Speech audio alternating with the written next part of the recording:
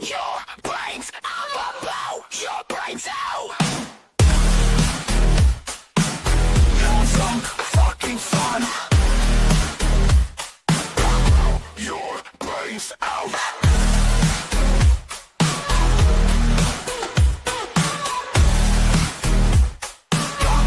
Your brains out.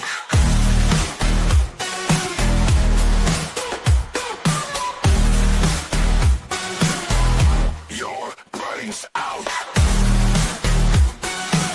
Have some fucking fun. Your brains out.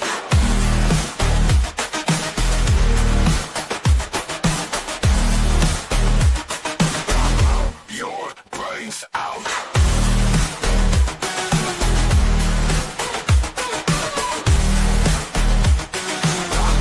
Your brains out.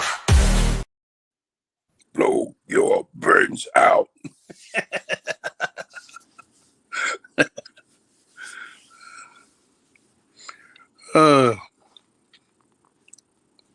Here I am talking with my mic off. Professional.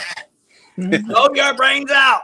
We've been doing this every Wednesday at 8 p.m. for over 3 years. So I'm going to give a shout out and special thank you to Dave Jarvis and Ariel. Dave Jarvis of X610 Chill. Y'all can go ahead and just turn this off right now and head on over to the Dave Jarvis page and the X610 Chill and have a damn good time.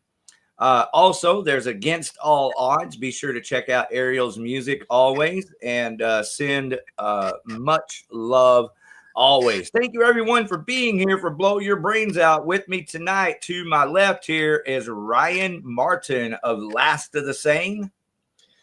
And, of course, everybody knows and loves Donnell from Past the Ammunition tonight. How you guys doing? Pretty good. What's up, brother? I tell you what, man, I've been through hell and I've been beat down, beat to a pulp. But, man, I am so excited about this show right here. This is going to be my deliverance this weekend, Saturday, June the 14th. Man, I'm excited. How about you guys? Well, it's going to be hard for us. I mean, it's not going to be, well, you know, we done it before. Video. Yeah, you're going to be busy all day. We're shooting a video all day, and then we got, after that, then we have to get ready to play the show. So, well, and your show is going to be videotaped also, right? Yeah, he's going to tape some, film some of the live performance. So that's Wolfgang Miles? Yep, the manager. Yep. All right, so he's going to be shooting a video during the day, so everybody get out there early if you want to have a good time with Past the Ammunition. But save your energy because we're all going to be up front, in front of the stage, banging head all night long. But we're not shooting the video at the well. I mean, that's during the show. We're going to shoot the video for the live show. But there's a place that he's taking us to shoot the rest of the video just before we get there. Okay, excellent. All right, so that's it. And well, everybody be sure to get there early this weekend, Saturday, June the 14th, because this band Heart Check is opening at 7 p.m. and you don't want to miss them. They're kicking ass. I want to check those guys out, man. I mean, I met what was it, the singer last week? Yeah, Josh is the singer and Anthony is the drummer. They were all with us. Nice dudes, man. Yeah. I'm looking forward to meeting them. I'm looking forward to checking out Last of Sane too. Oh, thanks, man. We hadn't played in a while. I mean, we've been just life, and we got 3 new songs we're just recorded, and we'll have a video out that it'll be out that day. Awesome. Videos coming out Saturday, June the 14th. Right here. Video. Yeah, I know. It takes so much time. You know, it takes a lot of time to do it. But we've got we're excited to play again. It's just been a while. We hadn't played Haltom in a while. It's a good venue. You know, they're always pretty cool. I wish we could say that. I mean, we haven't performed in a while, but hello. Yeah, you guys have been playing every weekend. Yeah, almost every weekend. It's like after this gig and next week's gig when we'll release the EP, we only released the EP on Bandcamp. Collateral Damage. Collateral Damage. We released it on Bandcamp next week, and then after we're trying to plan a big release for the EP with physical copies and everything like that. But isn't it funny now? It's like, do you want to release the songs one at a time? Do you want to release the whole EP? And then you have to go back and forth, like how to release things now. Yeah, we released the first song a couple months ago, and then we did release the video of it. Say what you will. Watch what you say. Watch what you say. Sorry, that's fast way. And then we released the Knife single like last month, and now we're shooting the video for it this Saturday. What's y'all's genre? I mean, what are you guys? I actually haven't heard you yet, man. I'm sorry, I haven't heard you guys yet. We call it hybrid metal. Hybrid, because we can play. You know, we just can't put your finger on it or whatever. Yeah. You know. At first, though, some people thought it was punk metal and thrash. You know, I wanted to be more thrash, you know, but people like, man, you sound more like punk. I'm like, ugh. So. Are you talking old school? Like, you talking like Megadeth kind of thing? Or is that an influence? Yeah. So, yeah, of course. It's truly a combination of a lot of different styles done right. Like what they're doing, I believe, is something no one has ever done before. You know, that's why I enjoy it so much. I'm all about a new sound, you know. And what they did to create the new sound is combined a lot of styles. There is some old school Texas thrash in some of their music, like Amoside. While at the same time, they only have, you know, maybe a couple of songs that actually have some really, you know, nice, catchy melodies, you know. Heavy harmony guitars, you know. And so it's everything in between, Ryan. There's a lot of spice in there. And I'm noticing a lot of bands are doing that now. Even the new I've heard a couple of bands that are doing harmony guitars. I wish them luck, Donnell. What you guys are doing, it takes a lot of talent. There's genuine talent in this band. So it takes a lot of talent and a lot of experience to be able to combine different genres and it still sound, you know, proper, unique, and be, you know, done right. So, you know, I hope there are a lot more bands, but I don't think there's going to be a whole lot that are able to do it as good as you guys. Thank you, man. Oh, you're welcome. And it's hard to be tight, you know, as you know, like if you're going to be, especially if you're playing fast. I mean, it's got to be, it's hard to be tight, right? And be right, like everything's right on, you know? Yeah. Of course. It's hard. Well, let's even this thing out, Ryan. I will go ahead and play some Pass the Ammunition so that you can hear it. Yeah. Cool. And then after that, we'll talk a little bit and we'll play some Last of the Sane. How's that sound? Sounds good. Yeah, he's been playing a lot of you guys too, so. Oh, cool. I'm sorry. No, I'm kidding. He's been playing. It's okay. We love it, man. I love what you guys are doing. Also, that's why, you know, I put this show together. I may have pissed Dave and Ariel off in the process. I really don't know. Why is that? I'm sure there's a lot of things that I've done to piss a lot of people off unintentionally. But nevertheless, I did put this show together because I want to see Last of the Sane. Right, awesome. You know that ever since we interviewed you guys, and I heard the glass case. Yeah, I was like, okay, I'm sold. I got to see this band live.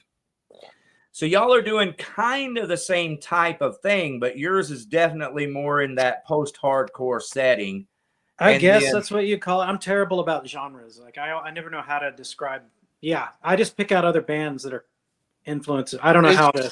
It's just like, you know, you got to be different because a lot of bands are trying to copy Pantera, trying to copy most of the death metal stuff. And it's like, dude, why don't you just find your own path, you know, or create your own path and go down it, you know? Yeah. Well, and what about playing your heart out? Because when I think of Pass the Ammunition, you know, because I've seen them live a couple of times and everything, so I get to talk this way. You know, I think of you guys as being very passionate and playing your hearts out. And that's always been at the top of my list. When I go see a band perform, I want to see you give it all you got. Yeah, that's like I used to say, it's like, if you don't come off that stage sweating, you was doing something wrong. Okay, well, I feel like that attitude kind of carries over into your music, like, you know, the recorded music. Yeah, I'm assuming that 100% heart that I've experienced from you and the band members of Pass the Ammunition, that some of that, you know, that same passion is part of what's making this music. Oh yeah. It's like everybody in the band brings something different, so that's, you know, a plus too. That's what I wanted, like members that could write and bring something different, and we all get together and try to stir it in the pot, as you can say. I haven't seen. Sorry, like I said, you guys are new for me. Do y'all have two guitarists or just one? Yes. Two. Yeah, they have two really good. They're both lead guitarists. Okay. Yeah, so they do dual leads and things like that at times. Yeah. Yeah, so all right. So let's let the music do the talking. I'm going to play a heavy song by Pass the Ammunition first because it's in this video that I used for the video promotion. Okay. And then after we play a Last of the Same song, we'll play their slower, if you want to call it that, you know, song. And then that way you can get a full taste of the spectrum. Here we go, everybody. Turn it up. Blow your brains out.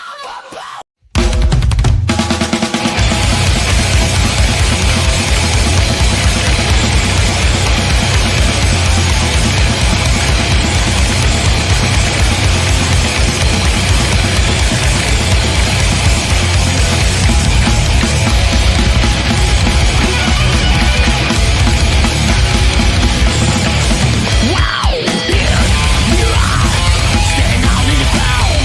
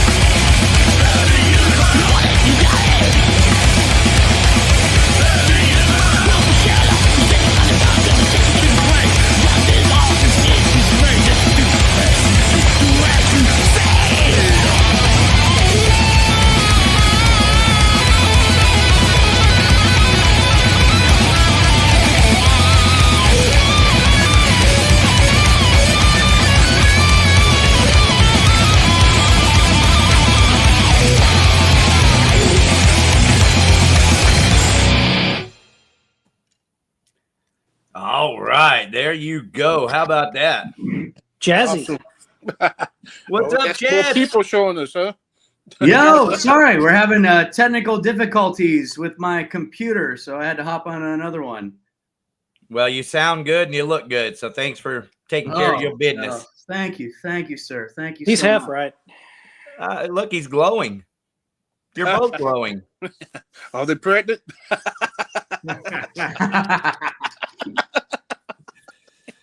Okay, so who's the other band member here? We see Chad Snyder's name and Ryan Martin. This is Chris Kralik. I'm the guitarist. Hey, Chris. Thank H's you very brother. much for being here. Yeah, thanks for having us, man. All right, so I need to get your reaction. Visceral. What'd y'all think of that Pass the Ammunition song? I love guitar solos. I got to admit, sometimes it's nice to have a crazy guitar solo. And that was nice. Yeah. Thank you. You don't have to, you don't have to have it. It depends on the song, of course. But on a song like that, you're like, all right, come on, give me. Mostly because we can't. So I'm in. Yeah. Yeah. So it's you both your guitarists shred. So it's like, yeah, no, it's badass, man. Thanks so much. All right, real quick. Excuse me. Hello, Potsky. Everybody say hi to Pot, the Pot show. That's Potsky. He's actually over in the Philippines. Really? So he's one of my YouTube buddies from the Philippines, and you can catch him live on his channel, making bags of rice daily. and if you need some extra likes and views on your videos, let me know. All right, so say hi to Jared here from Kill House. Thank you, Kill House, for being in the chats. Anybody who wants to participate in the show tonight, this is how you do it. You just comment in the chats. I will bring it up and we'll make fun of you or just talk about you and pick boogers together, whatever comes up. But Zup, guys, he says, bless up. Yeah, all the way from the Philippines. So thank you very much for being here, Potsky. I hope you enjoy the music, and I hope everyone enjoys the music. It's going to be a kick-ass weekend. We're having a show this weekend in Fort Worth, Texas at the Haltom Theater. And I have given Haltom Theater the award of being the best venue since Ridgely Theater. Yeah. Yes, sir. I mean, they really hung in. Ridgely had some good times over there. Yeah, and they hung in there through everything. I mean, it's been a rough, COVID. We don't even have to go there, but good God. Yeah. No. Hey, here we are on the other side of it, Yeah. And I guess thankfully we were in Texas because apparently it was a whole lot worse other places. Yeah, around that time, I was just trying to piece the band together, because the first 2 EPs, I played all the instruments myself. Okay. And everything. And around the second EP, I had the first lineup of Pass Them. Well, the first EP, we had the lineup, but it kind of disbanded because the drummer was whining too much. Yeah. Whining drummer. We do that. So we probably wanted to play in a cover band or something. Yeah, he's like, man, I want to write a song. I wanted to get some bills paid. Yeah.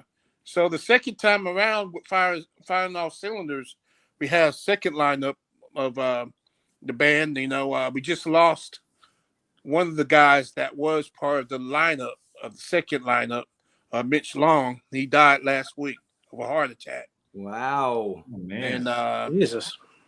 So we're dedicating our song "The Knife" to him this Saturday. So all right. But this is the real dedication lineup that I got now. His legacy. Yep, this is the lineup we got right now. A Pass Ammunition. This is hopefully this is the best lineup. Not taking away from the guys that played with me before, but you're okay. Yeah. You're okay, man. It is what it is. You've worked really hard, and this lineup is kick-ass. Like the other guitar player, Aaron, he's fucking really good. Yeah, he's got great tone. He's getting all the ass. So well, his guitar tone, man, he sounds like he's playing through an eventide. Dude, that he's ain't got a rig or nothing. He just plugs into the board or something. Yeah. You know? Yeah, he just got this little pedal board that he has, man. And because that's what I was like, what are you playing through? He goes, oh, this little thing. I was like, okay. So, it really is the talent of the guitar player. I'm convinced Eddie Van Halen could pick up any acoustic guitar and sound like Eddie Van Halen. Exactly, man. The gear is all the extra stuff, man. It's like it's what you got coming out of you. Well, one thing is for certain, you're not going to sound like Eddie Van Halen by playing through a 5150 on a on a Fender Strat. Even though most of my guitar heroes, Scott Ian of Anthrax, I just love him and everything. Yeah. He's playing through a 5150 now. He had his own line of guitar cabs, and now he's back to 5150, I think. Yeah, it's a great amplifier, but it won't make you sound like Eddie Van Halen. But even an old, cheap, beat-up guitar, Eddie Van Halen himself would still sound like Eddie Van Halen. So I'm just trying to get the point across. That we've already stated, which is you got to be yourself, man. You can either play the damn thing or you can't. Yeah. Is that an old story? It was new to me, that story about Billy Corgan playing Eddie Van Halen's guitar. And he's like, where's your distortion pedal? And Eddie Van Halen's like, I don't use one. I just make it sound distorted. And he's like, what are you talking about? He's like, I just do it. And he's like, well, oh my God. Yeah, it's like, just not really jabbing at the guys that buy Dimebacks guitars, the dime guitars, And usually I get bothered by that. I'm like, dude, you expect to sound like Dime playing that guitar? What the fuck, bro? Well, they want to at least look like him. Yep. But the camera. Yep. Somebody else can get the truth is, bro, is I'm okay with all of that, man. I don't get any value of going around telling anybody that they're not doing something right. Yep. So let people do whatever the hell they fucking want to do. Going to anyway. They're gonna do whatever the hell they want. But what I do find value in is badass motherfuckers like you guys making killer music, making all the sacrifices that go into playing every day so that you have the ability to make the music and then performing it live and not making as much money as an average tribute band. Man, if you was here right now, oh my God, you guys are my fucking heroes. Money. Who's making money? Tell you how much they make? If you was here right now, hump your leg. They make $500-600 a gig. I'll just tell you that. Who? Easy. And luckily $80 a gig. If you're that lucky. I know Swan Song. Hey, we can talk about it because Donnell, you were talking about maybe putting together a cover band. Oh, but no. The band Swan Song, I used to go see them a lot. One, because they're the Led Zeppelin. Yeah. That was together already. You might not be laid, unless you're really focused on it. But, dude, you were going to be dancing with some very beautiful women if you went to go see a Swan Song show. Yeah. Really? Oh, yeah. Dude, it's Led Zeppelin. Come on. No doubt. No doubt, bro. That's like instant wet pussy. I would like to say it makes my pussy wet. Now you ain't even got a pussy. I pride myself on the fact that no matter if somebody else can get on my drums, whatever, nobody will sound worse than me. And and they can vouch for that. And I think that I should be proud of that. Just how bad it is. Well, I like this dude already. Nice hand clap, Ryan. Hell yeah. Yeah, you should try your hand at comedy, Ryan. You would do great. I said, we already got the cover band together, Kobe and the Classics, and everything. We already got the band members. It's just with Past the Ammunition happening, and they got their own bands happening and shit. It's just getting together on the Wednesday. So you basically have hooked up with some other guys that are already in other tribute bands. It's Robbie on drums, Kobe Rogers on vocals from Prophecy and all that. Okay. And Caesar Lazelle, he plays with at Stats. It's all death metal guys playing classic 60s, 50s, and 70s music. Wow. Okay. 50s? So like 50s, Bad Company 60s, and Led 70s. Zeppelin and Yeah. Metallica and shit. I just Should- threw out some band. Everything from Elvis Presley to Sly and the Family Stone. You know, Nice. You hound dog. no, Life. we do. Like, We Pulling call out, it in the man. trap. Like, You know, I can't walk out. We do that song. Suspicious Minds. That's the name of it. just, yeah. We do that one. That's my karaoke go-to. With I do karaoke. I'm always Suspicious Minds. It's a panty drop. Suspicious Minds. I'm caught in a trap. Or I just- go to- Yeah. Fat Elvis is the best. I don't care what anybody says. Okay, my go-to is wise men. Hey. Only fools rush in. Or you can just metal it out. Falling in love with you. Yeah, that will get pussy wet anytime. You pull Oh that yeah, one out. yeah. No And then the love for final In the Ghetto? verse, just metal it out at the end. You know, people No, freak no out. love for In the Ghetto? Come on. In the ghetto. I used to do a cover. I had a band called Me and My Dead Friends before I started doing this, and I did a cover of Heartbreak Hotel and John Lennon Beatles. Imagine. I'm so lonely, I Oh, could die. Let her Yeah, be. man. Like a combination of Heartbreak Hotel and that Beatles tune. hell yeah. Shit, yeah. Just recently, I started Yard watching, Blues is what it's watching called. a lot of Elvis Presley movies, you know. Sure. I even watched one where he's like playing an Indian. They're singing and shit, getting pussy in the movie. You Yeah, I know? don't think If people he was don't playing realize, the engine, like like how I much. could do that. Just put that one single tear down my eye. Yeah, but people don't Have know. you heard the Dave Chappelle joke? Dave Chappelle's like, I thought I saw a real engine, but I wasn't sure. So I wadded up a piece of my gum wrapper and I threw it on the ground. A piece of And he said, and one single tear came out of his eye. And I went, God damn. He's an idiot. And you never know, man. There's so many talented musicians, and just because they play in a metal band doesn't mean that they can't play. I mean, there's so many talented guys in this town. It's kind of overwhelming. Like And that's the reason why we started that cover band, you know, because it all started like, you know, me and Kobe was riding in the car and, you know, was playing old shit like Beatles and, you know, it's like, damn, man, we need to start a cover band, you know, and do all this, yeah. you know, and it's like, that's where the money's at. Yeah. And you can throw one of those in live and freak out your audience and be like, "What was that?" Yep.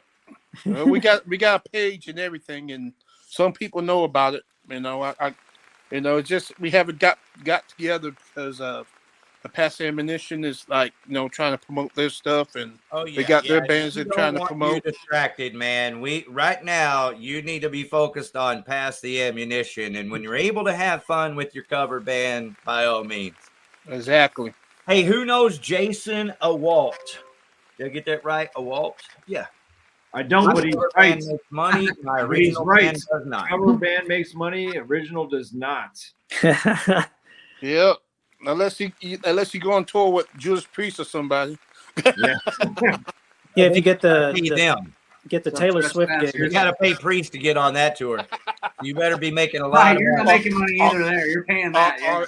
Are Did you guys hear banging- about that? I are didn't you realize banging that Taylor you Swift? pay. You have to pay to get on these tours. Bands pay. Okay, tens of well, thousands. hey, it's always been that way. That's not new. What's changed Yeah. is the management companies used to pay that. You know, the record companies used to pay those bands to get their bands on those tours. That's Yep. been going on Oh. forever. Now the record companies aren't paying anymore, and the management companies are. So bands are having to pay if they're going to be on tour with Judas Priest. Yeah. Times they are changing.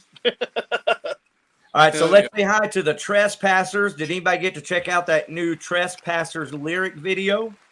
Yeah. Yes, I did actually. Yeah. If you haven't, I be said, sure and go over to the Trespassers on Facebook and their YouTube and check out. It's for the song called Bolt Neck. Kick-ass Man, video just came out. I just like I was telling you, And I'm glad that I reconnected with those guys. I was a fan like back in 2015 or something, and I was in Michigan at that time.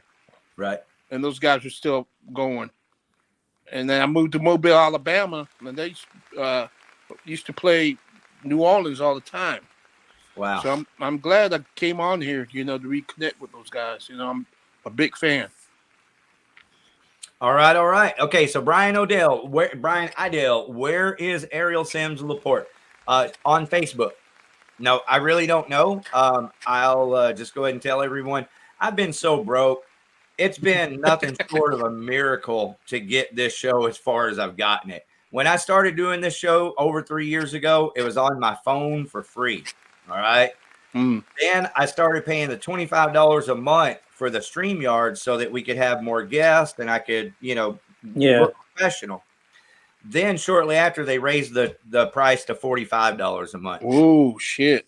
Yeah, and so I've had to be honest with Dave and Ariel because I have an obligation to them first and foremost. And I've tried to be honest with our viewers. And, I don't know that I'll be able to do this next week.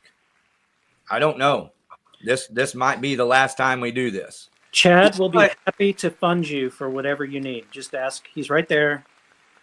Chad? Thanks, Chad. How did you know that you were here to be our new underwriter? Yeah, Chad. We're going to bankroll the whole project. So he is your man. Well, no, now's just a good a time to tell anyone listening, if Brian, anybody, I don't give a shit, anybody that wants to underwrite, blow your brains out, or any type of podcast that's similar, because I'm not sure. I am sure that Dave Jarvis, everyone listening, Dave Jarvis has something that he's putting together that he's going to roll out. What it is, I don't know. I don't know if it's going to be a live show or if he's going to be on the radio. I have no idea. He's a man of mystery, so you're going to have to wait and see. Don't know if it's an Only fan or nothing. Yeah, well, all I know is that he definitely has something going on. And, what happened was I had to inform everyone that, look, I don't know for sure I'm going to be able to be on, the air doing this next week. And so it's not the first time. This has been going on for a little while. And so Dave just decided to pull the trigger and do something that's going to suit him better. Yeah. And I support that. I support that. I'm not upset, mad at him. I'm upset with myself. I would have liked to have been able to do a better job and, not be so fucking stressed out all the time. But, all I can really do is try my best. I'm just like everyone else. I wake up in the morning. I want to get high. I can't because I ain't got no fucking weed. I had to go to work. And then I get beat down because when I get to work, someone stole the spray gun off of my spray rig last week. And I didn't know till I went to load it. And I'm like, got to buy a new gun. Well, when you buy a new gun, you got to buy a new hose. And so I have the same shit that everyone else has. It ain't that big of a deal. I just have that one different thing where I actually am a single father to my son, my grandson. Kind of shitty when somebody does that to you, though, man. Yeah. No, I don't think anybody's doing anything shitty. Yeah, so let's be very clear. I don't think Dave or Ariel or anybody. No, I mean the guy who stole stealing your spray gun. Yeah. Shit. Oh yeah, spraying. Yeah. But bro, that's man. I'll get that back to you. How many times have you had something stolen off of your job? Man, I'll get that back to you. I just needed one for like a week, but I'll get it. Yeah. Hey, thanks, man. I appreciate you fessing up. That's all man needs is someone to, come forward. Look, give me your address. I'll mail it. No charge. Excellent. Well, I've already got a new gun. And so now it's the rain. Yeah, now it's the rain. I was trying to get this exterior finished on Monday. And so I really just have 4 hours of spraying. That's it. And I'm done with this fucking job, but I need the rain to stop. So here come my violins. And so for all of those reasons, I just want to tell everyone, thank you very much for being here tonight. Thank you for supporting Blow Your Brains Out for 3 years. We've done Blow Your Brains Out. Blow your brains out.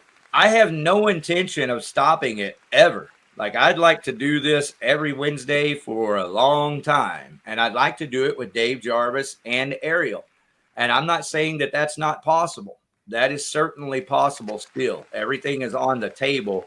It's just, you know, if I can't afford to continue this show, Dave and Ariel would both be making the right decision to try to figure out, you know, a way to parlay. They've invested 3 years of their life, or Ariel over 2, Dave over 3, you know, just doing this. So I'd love for him to be able to, you know, do something with that that's kick ass for everybody, because it was always all about everyone else anyway. And that just happens to be how I have fun, is by hanging out with people and enjoying music together. Yeah, man. Well, appreciate what you've been doing, man. So, you know, we're friggin' excited about this show Saturday, man. We're gonna get all out there for you, man, and we're gonna have a good time Saturday. Yes, sir. We damn sure are. And I'm about to play some Last of the Sane here in just a second so that we can talk about how kick-ass your music is. Let me say hi to Renee in the chats. Thank you, Renee, for being here. Thanks for saying hi. Thank you, Brian, for being here and saying hi. I hope I got your question answered for you. And anyone else, you know, you can get a free StreamYard account. I'm not a hoarder. I've never been the kind of person that says, hey, I'm the only one. Look, I worked so hard. No, I'm exactly the opposite. You got any questions? Let me know. If I have time, I'd be happy to help you out. The more people, let me rephrase that. I have the utmost appreciation for everyone who does anything to help facilitate the music that I love. Damn right. Keep metal alive, brother. Well, you know, we're going to do our best, or I'm going to do my best. You know, again, it's not free, you know. And the thing is that I named it Blow Your Brains Out. We kind of canceled ourselves out of the gate, you know, on purpose, like intentionally. I like the name Blow Your Brains Out. There's a reason why I named it that, and it has nothing to do with you know, any personal problems I have or struggles or nothing. It's just a form of expression. It's like Appetite for Destruction. When Appetite for Destruction came out, I'm sure there were people that were like, "Oh, well, Appetite Destruction. Oh, did you see that record cover?" You know, they had to change their record cover. It's like past the ammunition. People think that's about shooting somebody or bullets. I was like, no, man, the ammunition is the music, bro. Yeah, you know? That's We right. got a lot of like pushback when we were gonna name our album "Smell the Glove." yeah. Nice. Vinyl tap. I'm liking that. We have a song about Stonehenge, but we can't get the props. It's too small. Hey, video angles. I got you. man, I want to tell you a story about the last time we was at rehearsal. We always stop at every time before rehearsal, we stop at the Shell station. And this, you know, at this one time, this chick, she was stoned out of her mind. I guess she's like cracked out or whatever. She's talking to herself. So luckily I left, but Robbie and I think Aaron stopped there to get some water or whatever. And this chick started throwing, and pulled down her pants, started throwing her crap, her shit at the cars. Okay. And shit. I'm like, what the fuck? Did you get out the video camera? No. And Buddy was like, man, let's call the Nets all shit to her. You know, I'm like, man, what the fuck?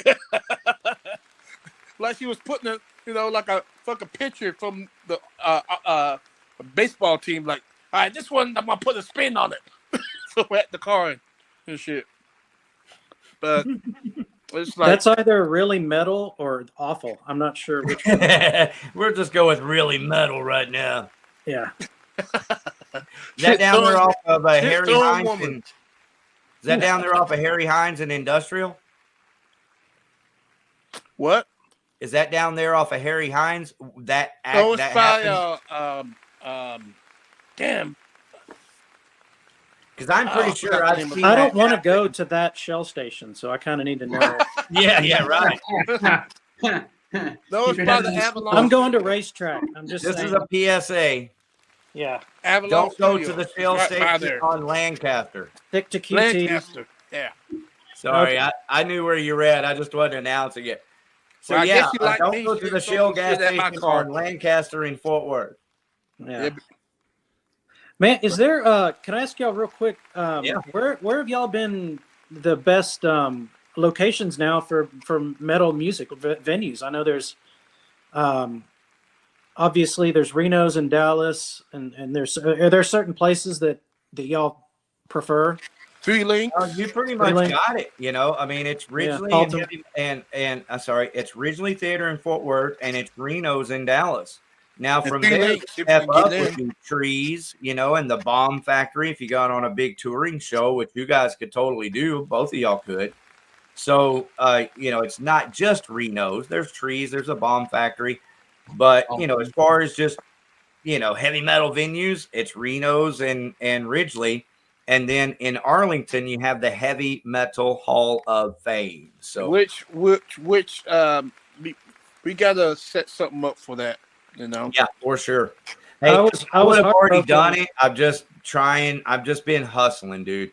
One thing I can't do is sit around on my ass, hoping something will happen. That is not at all part of my nature. I'm totally hustling at all times, always, and fully expecting, to change the world. So, I'm staying focused. We'll see what happens. Hell yeah. Come along with me. Ryan, it looks like you're on the toilet. Is that bad?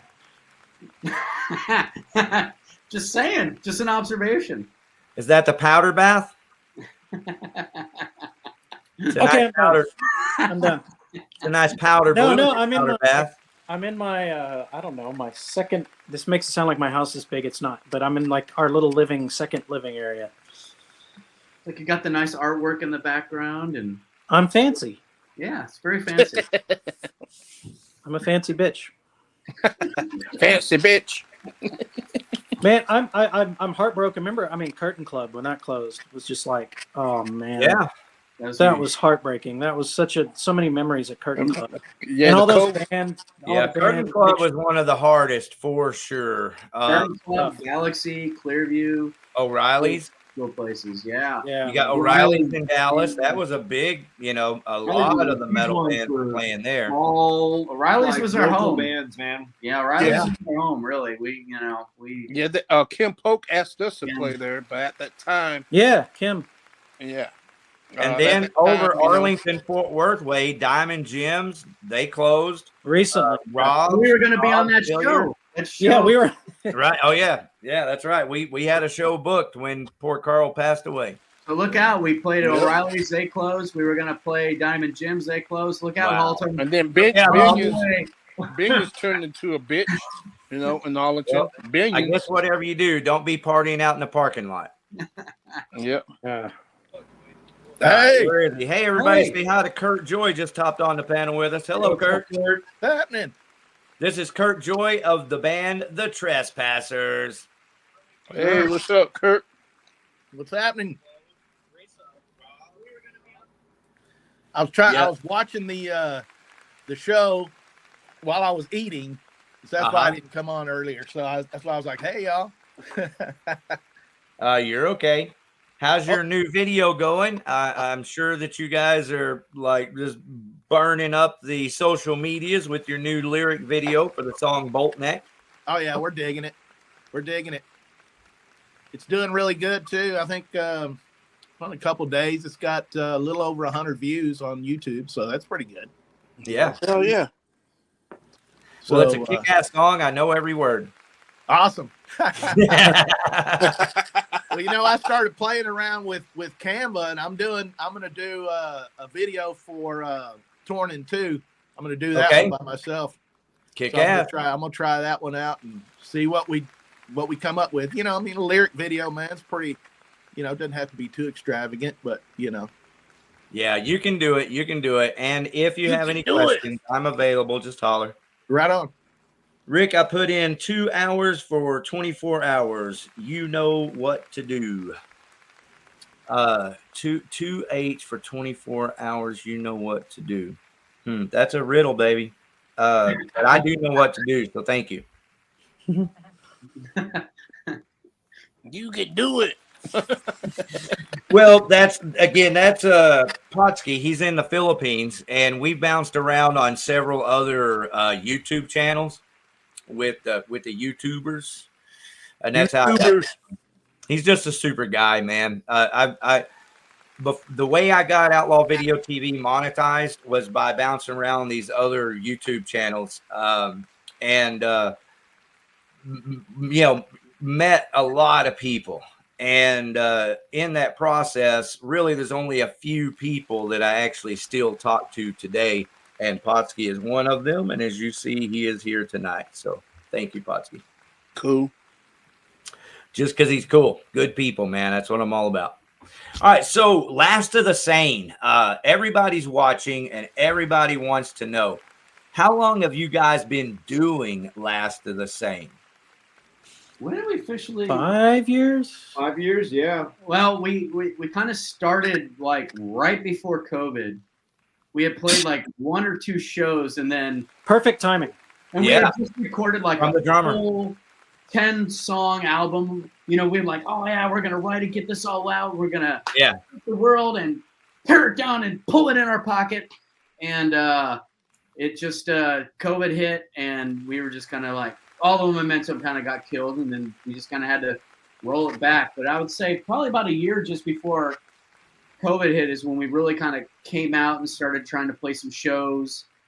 And but I would, put like one of our, I think one of the last shows before COVID we played was the show the week before. What was the club that was near the Rail Club that I chose? Yeah, I'm trying to remember. I know what it is. Tomcats. Tomcats, We yeah. played, and then they just closed. So it's like we've had a horrible run with some clubs. Yeah, But, there was a big tour that Pat's Ammunition was trying to get on to play a couple of dates on it, and COVID fucked that up. Yeah. And everything. So It's like, we kind of lost a little bit of momentum there during the COVID times, but Right. and then got back out and started playing some more shows, and we. Okay, so your record, when did you actually get the record recorded? The one that's already out? Is that The full length got recorded in 2021. Yeah. Yeah. And You did work on it through the COVID? It was during COVID when we were recording that. And then I don't know, about a year and a half, almost 2 years ago, did three other singles, and then we have three more singles that we're about to release. Just finished recording those. First single drops actually on Friday before the show, so we're gonna release that before the show. And so that Friday is in 2 days. Today is Wednesday, tomorrow's Thursday, so the next day, Friday the 13th, baby, get you some brand new Last of the Sane. Releasing Scary. Actually, Rick, Chad sent you a link to the my email. I think the new video for that as well. Do what you will with that if you like. Where did you guys? I'd record like it to play it tonight. What's that? So where did you I record? would like to play where'd it you tonight record if I can get it downloaded. We recorded at Black Oil Recordings with Cody Casillas and Clay out there, and it's a little home studio he's got, but he gets a killer sound.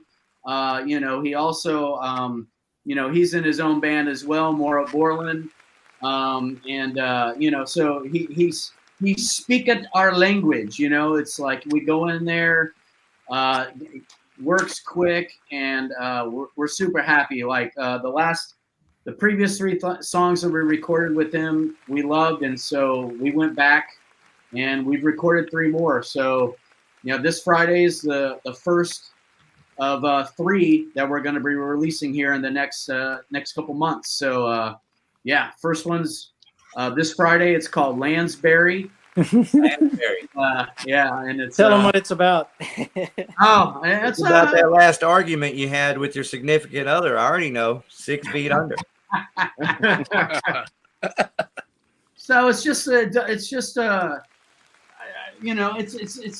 considering the concept about whether or not if you ever watched Murder, She Wrote, it's My wife loves. What? My wife loves the show Murder, She Wrote. Uh-huh.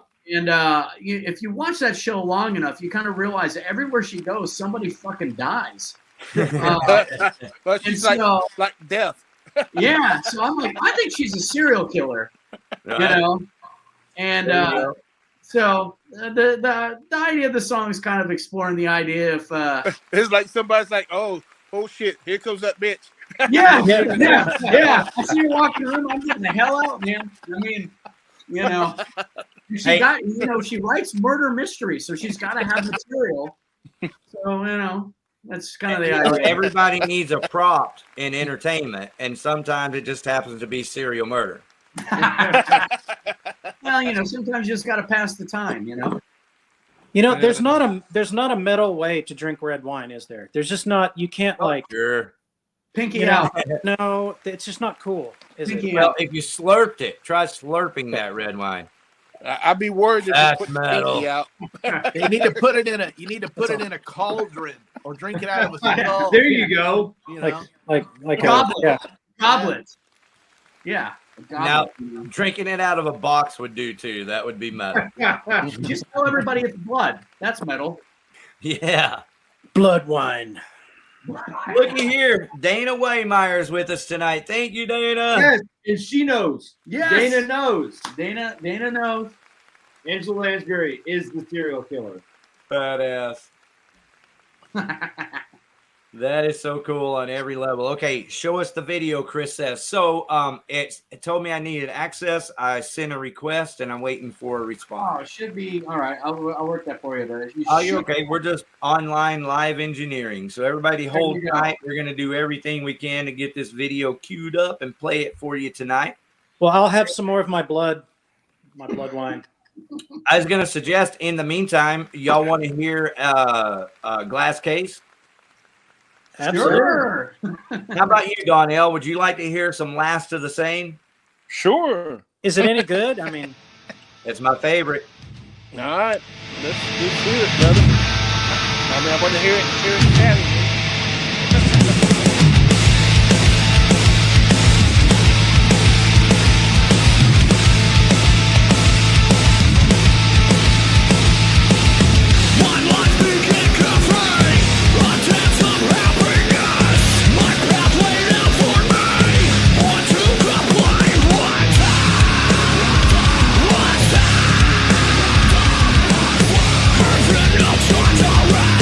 Last cycle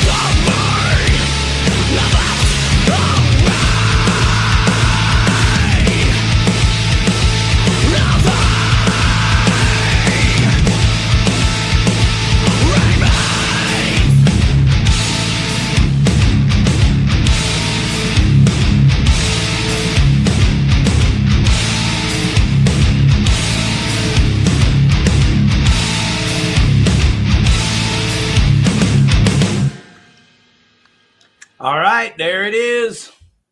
Glass Case from the one and only Last of the Sane. I didn't even get to hear it. I'm a glass case of emotion. I didn't even get to hear it. I don't know why. Oh, emotion. All right. So basically the video file has to be 200 megabytes or smaller. Oh, okay. I didn't compress it enough. But it's okay if it, if it's okay with you, we can still show it. Let me pull it up here. Yeah. Yeah, I didn't hear that glass case yet. Do you have to take a piss or something? Me? Yeah. No, we just didn't get, for some reason it cut our audio out. But I mean, as long as it went to everybody that's listening. But for some reason at our end, we just had. I heard it. Yeah, we heard it. We were jamming. Wild. That happened on my end too. Okay, Yeah, I'm gonna let me know because I would have been worried to death otherwise. I'm on an iPad, so. Yeah. All right, well, guys, I'm going to go ahead and hit play here and full screen this. Let's see what happens. Brand new Last of the Sane. All right, mute is on, so I'm going to go ahead and back that up. Proper introduction. The Dallas Badass Heavy Metal Band with their brand new song being debuted right here on Blow Your Brains Out. This is Last of the Sane.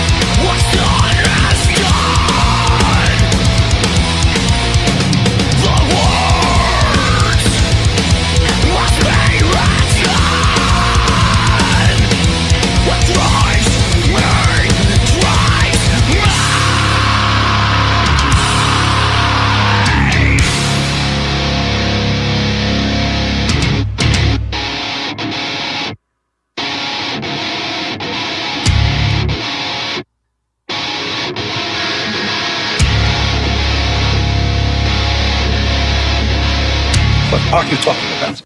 Murder, George. Murder.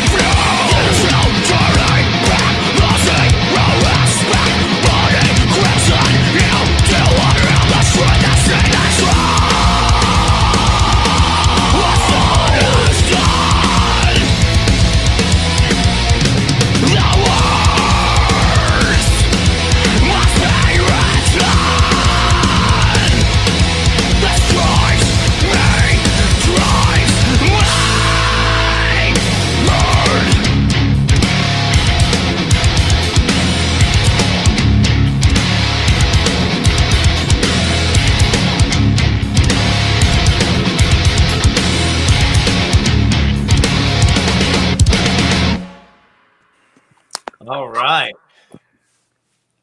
Woo! Yeah, amazing. Murder, George. Murder. That was awesome, man. Thanks for the creativity. Let's get us all on the screen here. Thanks for throwing it, man. We appreciate it. Yeah, it's funny how straightforward. The creative side and having like an angle, Murder, She Wrote. I mean, I couldn't hear all the words. I was trying, but you know, because I'm engineering here, I can't hear as well. Oh, good, man. Well, it'll be out Friday. You can listen to it all you want. Oh, yeah, that's right. It will be out Friday. So everybody head on over to the Last of the Sane, wherever you buy your MP3s, and get ready to buy 3, not 1, but 3 brand new songs by Last of the Sane. It's funny, that one's pretty straightforward compared to the other 2. I just realized that one's the most straightforward. We've gotten pretty creative with some of the songs. That's badass, man. Thank you, man. Appreciate it. Okay, I want to emphasize to y'all that we have 247 people viewing and then 3 more people. So that's a total of 250 people. Show a nipple? Nice. Should I show a nipple? Yeah, that's a shout out to our Filipino friend Potsky. Thank you, Potsky. Thank you, Potsky. Appreciate it, brother. Okay. Check your All right. So, do you guys have merch? I know that Pass the Ammunition does. What kind of merch does Last of the Sane have? We're pretty. We've got a T-shirt that we got out and some stickers and stuff like that. You get the show. To be honest, we haven't been really good at making that available online. But if you were to ever message me or something like that, can certainly hook you up with whatever you want. But everything available at the show right now, we just got kind of like a T-shirt and some stickers we give out for free. Yeah, I mean, well, this is your first show back. When's the last time you guys did a show? Man, it's been over a year. Yeah, so you're excused to not be fully prepared with your merch. I just wanted to know so that we could encourage people to save their money for Saturday to get them a T-shirt or maybe a record or both. Yes. Yeah, absolutely. No, we'll have T-shirts and stickers out there. Some buttons. I think we still have some buttons and stuff. So come out to the show, hang out with us for a bit, and again, anyone listening, just reach out to us through Instagram, Facebook, anything like that. We can hook you up with some merch. Yep, there you go. And also, if I can get over to Dave Jarvis, he has our stickers and buttons, blow your brains out stickers and buttons. So I'll be happy to give those away, especially to anyone that asks. I got a feeling I might be a little busier Saturday than what I prefer. Hey, let's give a shout out to Randy Roy and Raid. He's one of my better heavy metal headbanging friends. So they're playing Trees with Stink Bug on Saturday. Oh my gosh. From way back. There's a lot of shows this Saturday, guys. A lot of competition. There's even a birthday party nearby. Good to see our buddies from Raid. Yeah, from in the early 2000s, right? That's right. Randy's the one that turned me on to you guys. Well, we're going to actually be going down with Randy and the guys from Warhog in July. And, heading to Houston, Randy. Yeah, looking forward to that. We're going to tackle Houston and have a good time with all the guys. So, yeah. Caravan to Houston. Sounds like a heavy metal party. All right, everybody, say hi to Hef from Vane that just joined the chats here. Joined the pedal. What's up, guys? How y'all doing? How you doing? I just come over here and just wreck y'all's party a little bit, That's what we expect. All's welcome, my friend. All's welcome. What's up, Chad? I literally almost put your shirt on, but it was clean and I'm dirty right now, so I didn't want to put it on. Next time for sure, though, man. Like there's ever a time you're not dirty. True story, Albert. Let's not brag about that much. Hey, do you know I'm just gonna take over your show for a little bit, just because I'm here. Why not, right? Hey, what do you got going on, Hef? Dude, I got a big show coming this Friday night at Reno's, man. We're gonna we're gonna and it's gonna be a weird version of Vane because we don't have a drummer, but I got a beautiful man named Seth who's gonna sit in for us. He's Way to go, Seth. Oh, dude, love this band. Single bass drummer. So I want to say this show might be a little bit Vane light. if you will. But this guy brings a different, beautiful jazz fusion element to our music that I think you will enjoy. And we're gonna do some cool stuff over at Reno's. We got Pink Boy, Metal Star, Grand Illusion, I might say this wrong, Justin Tyne, and the Chaos Queens. Is that how? Yeah. So I can say that word. Jess Exteen. That would be Jess Exteen and the Chaos Queens. Yes, sir. Thank you for correcting about that. So all of us are doing a thing at Reno's this Friday. It's only $10 fucking. Come on, even I can afford that shit. But yeah, hey, dude, that means you can afford 2 shows. You can afford Reno's on Friday and Haltom Theater, which is a $10 show on Saturday. Weekends are planned out. There you go. $20 weekend. Where can you get a better deal with that? I mean, come on. I charge $30 for my services alone. Is that flyer on the Blow Your Brains Out group page? I think it is. I think Here I might it is. have. I found it. I will double send it again if I haven't. No, you got it. You already did what what I asked you to do. So thank you very much. Here it is, right there. There you go. There you go. Sometimes I listen, believe it or not. Not always. Well, that's the thing. I mean, I like to have the time to put together nice graphics and, have the most professional looking show possible. But, I just can't always. I do when I can. And so it's to everybody's advantage to post in the Blow Your Brains Out group page, because I could easily go over there, find your flyer, and show everyone. Absolutely. And I try to make things easy for you, my friend. Thank you. You make it easy for us. So, I couldn't do this without the green screen behind me. Look how it looks like I'm in a real studio. I mean, come on. Easy living. Oh, wait. It looks like he's in the toilet. So, I mean, I'm taking a big dump right now, truth be told. If you see me grunt, don't worry about it, okay? I'll be fine. Okay, not having a heart attack, just pushing things on out. All right. That's how you get the best. You can join Ryan over there, and you guys can have a poo party. Hey, it is what it is. Dual defecation.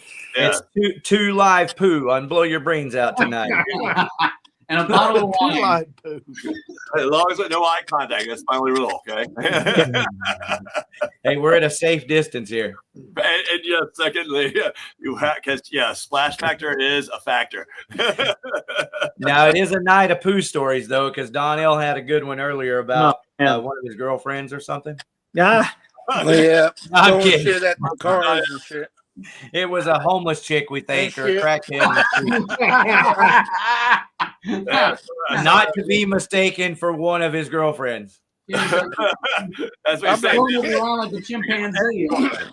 But not girlfriend. Yeah, she was in the street too doing that shit. Like, damn. I bet one dude was like, damn, she put the spinner on that shit. Hey, you gotta go.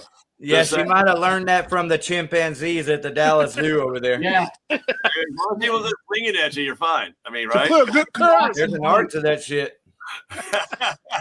You got a good curveball. Oh, that's so wrong in so many ways, but so right also. I love it. That happened to you can taste it.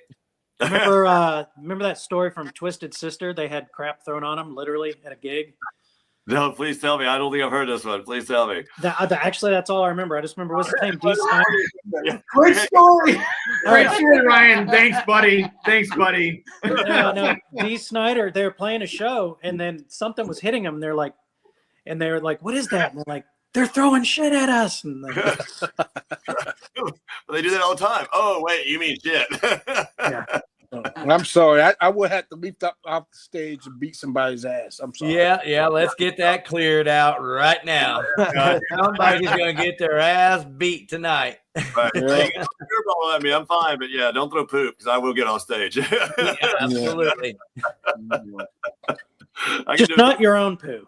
Unless it's a chick or something, but. Now, if you bring the chimpanzee and the chimpanzee does it, maybe we got something. That's good shit right there.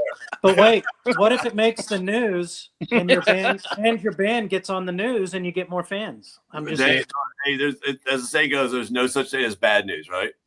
But it's news. It worked for Gigi Allen. I was going to say, I'm trying to remember who it was. I'm like, it's nah, I Gigi don't Allen. Dude, the truth is that nobody listened to Gigi Allen when he was alive. Man, Did you ever listen to Gigi Allen? Nope. I have a DVD. Okay, nobody listened to that shit when he was alive. We all just went, wow, that's fucking I have crazy. a DVD. And that was about it. But after he died, he became a legend, and now everybody loves Gigi Allen, the shit flinger. Hey, I have a DVD that somebody gave me because it was so disgusting. I have yet to watch it yet of Gigi Allen. Thank you, Alex. And shit. So I guess I have to watch it tomorrow or something. Well, he plays with this shit and then he dies. And Cocox people in the audience. All right, so my old band played with the late Copalungus, and they had shit in a tackle box on stage. It was fucking gross. That's gross. Now I don't know if that's the murder junkies, if that's what he's talking about, but we've had some stories here on the show about the murder junkies and the drummer. Drummer for the Murder Junkies plays naked, and Murder Junkies, that's the brother of Gigi Allen, so it gets pretty nasty. Well, shit, I used to play in my boxers back in the day, playing drums. So that's cool, man. Just use your own drum throne. So when you're thinking of poop, think about pass the ammunition. I got it. Yeah, that's the ammunition. Nice move. Ryan just put it all on you. Oh. Yeah, that's the ammunition. So I got plenty of it then. Last of the Sane was kicked off the show. We don't know why. So a good the caliber of these bands, right here on the screen right now. Last of the Sane, Pass the Ammunition, Vain with Relentless, and Trespassers. The Trespassers. I think we can get our way through a little shit. We're going to be all right tonight. I think we just did. We're deep in shit. Dash Rip Rocks, or Dash Rip Ricks. Hello, Dash Rip Rick. There you go. Dude, last the same, Chad. I love you guys. Where y'all? Tell the late viewers like myself where you playing. I need to know. Well, to Saturday night, man, we're playing Haltom. We're gonna play with there we go. It's up there. I'm glad I moved the show to Friday for once. So I will do my best to be there wearing my last the same t-shirt. Oh, all right, man. That's awesome. We appreciate it, man. Hell yeah. Nice Thank to see you, you, brother. I'll be there. I'd like to get to see you. Dude, hey, Pass the Ammunition, Ash the fucking Lily, dude. I love you guys too. So that's a good lineup right there. I'm glad. Yeah, it's about as heavy as I could get it. Sorry, I there was a reason why Vane's not on there. I forget what it is. We don't have a drummer. There it is. I knew there was a damn. Hey man, Where's that? You could have asked me. We're auditioning people right now, brother. I'm not kidding. Well, of all these bands, the only one that I've seen is Pass the Ammunition, and I've only seen them, I guess, once, actually. One good solid show. I did see Wolvera. Wolvera played our show at Dead Dog Barn, and I was so impressed with them. I was like, if I can get them on this show, that'd be a perfect fit. So I had the pleasure of playing Blast the Sane many times. Love those guys. I think we've done at least one show, maybe two, at least one. I feel like we've done one. Yeah, we played at Silver Springs with you, didn't we, or whatever it was called? Yeah, we did Silver Spring. Yeah, that was the Six Springs. Yeah, Six Springs. Six Springs. Yeah. Where's yeah, that one gone. Yeah, Six Springs, another one gone. Yeah. I think Perico. I know Joey is playing with Gamacide on that Friday at Trees. So where's that Gamacide? At Trees? Yeah. Okay, so there you go. You got you a nice full deep Elm set now with Vane. Hopefully he's gonna be playing with Perico Saturday with us. So. Awesome. Oh no, there ain't no hopefully to it. He'll be there. And definitely going to see Perico Saturday night. And what about Heart Check? Are they pretty? They're pretty heavy, obviously. Yeah, I think so. They're kids. I call them kids, but they're in their 30s now. But they're kids. Well, they're kids to me because I met them when they were literally. Well, now Anthony, the drummer, I met him when he was a kid. I know his parents. You know, Josh, I know his parents too, but I didn't meet him until he was 16 years old or something like that. So, you know, I've known these kids for a long time. I look forward to seeing all the bands Saturday. Absolutely. So, It's going to be a great show, It's a good man. one. It's a fucking great lineup. Well, here, I could talk a lot about Heart Check, but just to give y'all a little something to make sure everybody's there early to have a good time with them. This drummer, Anthony, dude, you just won't find a better drummer. It's a fucking shame that he has not been playing as much, you know. And I don't know what all has been going on. I mean, we all went through COVID. We've all got issues, but I'm telling you that, mark my words, you don't want to miss Heart Check. Anthony is one of the best drummers you'll ever fucking see. Ryan, take some notes, buddy. I'll get my notepad out. Yeah. Thank you, Ryan. Yeah. Those young whippersnappers. I was drummer, but I will. I mean, And their style is more like Last of the Same. They're definitely like that post-hardcore all the way. Well, if he's better than me, I'm not playing. I'm out of there. I'm taking my crap and I'm getting out. It's not like that. It's never like that. It's all about just very good music. You know, man, that's what it's all about. It's so hard to find a good drummer, and Robbie, on me. Robbie, I'm still looking. Yeah, yes.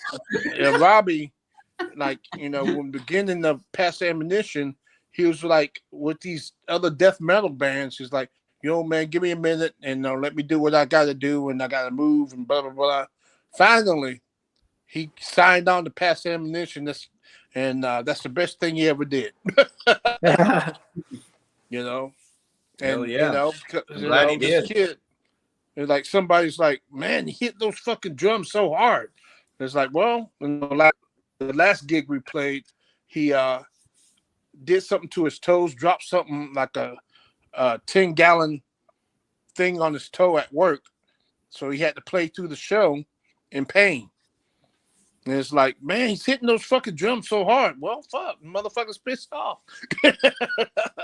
Shit, you know. I learned that about when Rush was playing their final tour, because, you know, Neil Peart died from a brain tumor. But on their final 40th anniversary, he got some sort of infection or something on his feet, and he could barely play. All the last DVD they did, he was like just putting up with it, you know. But he got some sort of infection, and he had to play. He was a soldier, man. I used to. I heard stories like he used to have the tour bus drop him off like 10 miles before they reached the show with him and his bike. You know, and he used to like pedal all the way into the town.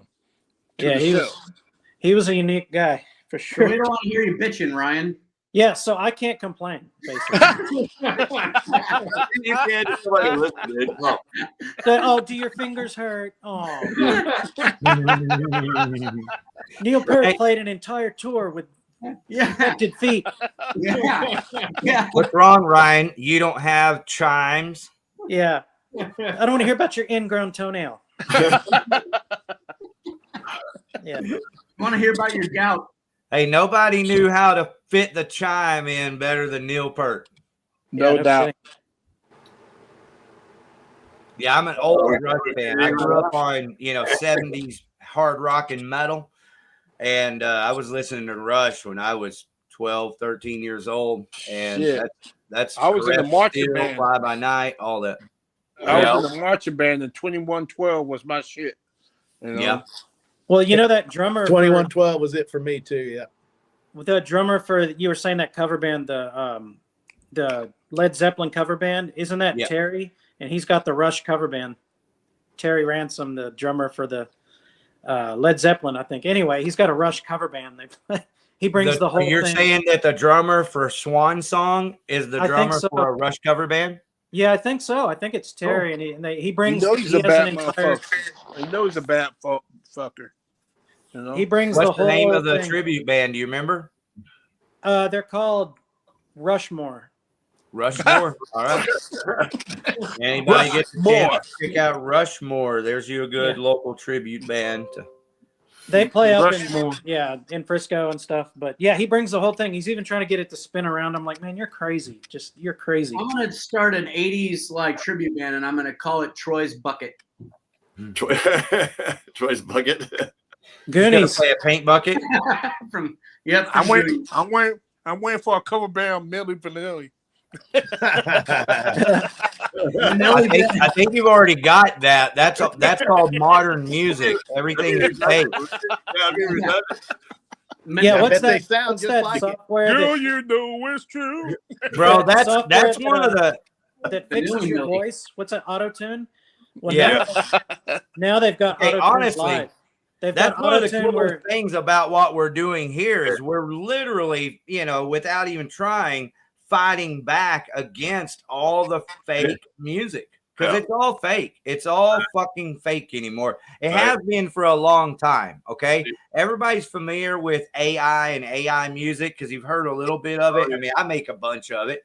And so you might have heard it here. I have no shame. To me, AI music is like a video game. It's not, I don't ever make a song and go, God, I just wrote the best song ever. No, I just go, that was fun.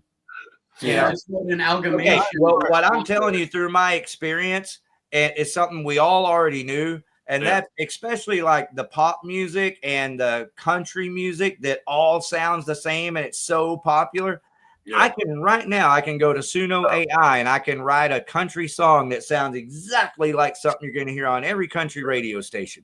It'll be 120 beats per minute, 2.5 minutes long. Perfect. If you go to Wings of Pegasus is what it's called. I think that's the guy's band, but it's a guy on YouTube and he's got software and he'll take like even guys like Michael Bublé who are amazing singers, right? I love Michael, he's like, man. I love Michael. And he can download it and he's like, oh no, he's using auto-tune live. So it fixes it live. Like before it goes to the audience, it fixes it. And he's like, why are these great singers? But yeah, he'll go in and you can see this. Dude, if autocorrect my language speaking, auto-tune will not know what the fuck I'm singing. He'll be like, yeah, I'm sorry, I can't help you. Yeah, I'm actually not here. Yeah, this is all fake. All right, let's catch up on the chats real quick. We got Potsky here saying that Refusion is much better, so I'll have to look at Refusion. That would be an AI music program, I'm guessing. My posts are working now, I think. What's up, Randy? So we got Half talking to Randy, and don't forget to smash that. There you go. Don't forget to smash that like button, people. Get the word out. You want your friends to hear this show right now. 100%. We also have Iron Man in the house, who has just this week announced their Back to the Beginnings Black Sabbath show coming up at the Heavy Metal Hall of Fame in Arlington, Texas. So, my guitars. And they didn't invite us. That's right. That is your guitarist in Iron Man, Chris. And Eddie, just for the record, I will fight you. He's mine. I let you have him every now and then. All right. And so also look here, we got X610 Chill here. Rick is so awesome. I love you, X610 Chill. That's Dave Jarvis, everybody. David Jarvis. Nice. So thank you, David, for saying hi. And hopefully I'll be able to keep this thing going and you'll feel comfortable coming back and hanging out with us. If not every week, whenever you're able, no big deal. Just the way that. What's that bar like you said heavy metal? What is it called? It's called Heavy Metal Hall of Fame is the name of the venue? Yeah, the Heavy Metal Hall of Fame. It's in downtown Arlington. Yeah. And like one of the cool things about the Heavy Metal Hall of Fame is Rotting Corpse has a residency there. Once a month, you can catch Rotting Corpse at the Heavy Metal Hall of Fame for the rest of this year. Rotting Corpse is a original Texas metal semi-thrash band. They basically sound like the Kill 'Em All record. Wow. Well, more intense though, but well, more storytelling, that's for sure. If you ever go see them live, apparently part of the live show is you get to listen to all of Walter's stories. Yeah. Yeah. All right, so here is the Heavy Metal Hall of Fame page here on the screen. So that's a new little logo he's got there. It looks cool, all purple. This is my brother, by the way, that owns and operates the Heavy Metal Hall of Fame. Oh, cool. Manny Santos. Let's see. Rotting Corpse. There it is. Heavy Metal Hall of Fame featuring Rotting Corpse. That's I still need Saturday. to go June by there and check 25th. it out, man. And then also, like I said, Iron Man, and Eddie is in the chat, so I'm headed back over there to see what he's saying. Hef's using one of my drummers as well. Hey, I love the way that you guys work together and play together. We're all for it. Let's be honest. When it comes down to it, and there's nothing really unique about that. If you're UFC fighter, you're still whoring out, right? All right, so here's this show, Heavy Metal Hall of Fame, featuring live stream of Back to the Beginning and Iron Man. So that's Ozzy right there, Ozzy of Iron Man. He's a genius marketer, and I think this is a great idea because I believe that a Black Sabbath tribute band is fitting for the Heavy Metal Hall of Fame. And since Black Sabbath is doing their live stream of Back to the Beginning from England, Iron Man is doing it from Arlington, Heavy Metal, Texas. So and Eddie does some of the best Ozzy vocals from Black Sabbath era that I've ever freaking heard. Sure. Dude, I'm always, every time Chris just had a 50th birthday and he played 10 sets in one day, including Iron Man, including Vane, including bands he played with from high school. It's an amazing thing. We did it out on 10, and I 10 sets. I'm like, dude, are you crazy? I couldn't even remember that many songs if I tried, But Chris knocked that shit out of the park. Eddie was part of it. He knows, and it was good to see all those guys, everyone coming in, giving Chris so much love. To me, Chris is one of the best guitarists in the DFW era that no one knows about. And I'm so happy he's part of Vane because he makes me look good just by playing a note. I'm like, that was me. And they're live streaming. For that. Thank you, Chris, the heavy metal guitarist of Iron Man and Vane. And that was a badass show. I did get to go out and see Iron Man at that show, and they delivered the goods. I think I have some proof for that, even. With D on the drums. Yeah, I might have some proof of that. Let's see. See if I have a photo. The CI may have come deleted that photo. I'm just saying, because I know how you're like down low, keeping out. People don't really need to know who you are, where you're at, what you're doing. You're keeping a low profile, but I got you. You're busted now. Where's this picture? Hold on. There it is. Boom. I'm just saying. Well, it's on our Facebook pages for sure. There it is. There it is. Outlined in the wilds of the music. I was there. So you have the evidence. Evidence. He gets out. It's amazing. And I was at the Heavy Metal Hall of Fame that night. I got to check out that band Accuser, which was kick-ass. Young heavy metal thrash band. They opened for Rotting Corpse, so they'll be playing again next Saturday, not this coming, but the following at the Heavy Metal Hall of Fame. And they are Accuser, so check them out. And then after I saw them, I caught a little bit of Rotting Corpse and busted my ass back to what's the name of that club, Hef? That's a good question. It's Parks. It was damn it. Like how Chris found this, I don't even know. It was G. G found it. Oh, was it? Okay, because dude, I was like, dude, do you need help me? I want to help you book this thing. And he's like, yeah. When do you want to do it? I was like, oh, dude, it's too late. And I was like, I need 3 months, and we got you wherever you wanted to go. And it was kind of like a pizza parlor but they had this huge back room. There you go. I knew Eddie would come through. Ozzy in the chats. The Sports Spot is what it's called. Thank you. Yeah, but it had a great room in the back. It was just like a sports bar that did pizza. And you walk in and you go to the right, and there was this huge freaking room to do whatever. They had a pool table. It's a pretty good size room. To say it's huge is stretching it. Okay. And there's no stage in there. It's just weird, It's the word I use. That's okay. Yeah, I just want to make sure everybody understands that it is a hole in the wall venue. It's kind of like Growl, if you will. Growl is just a small hole in the wall venue. The Growl vibe to it. It was fun playing there. Well, hang on. There is one major difference, and it's that the sports spot has air conditioning. Growl does not. So there's air conditioning, and there's a big bar and food right there in one spot. Yeah. You had to go across the street, get air conditioning and beer, but that was at Growl. But that's still, I like playing Growl too. It's fun because it's just. Oh, hell yeah.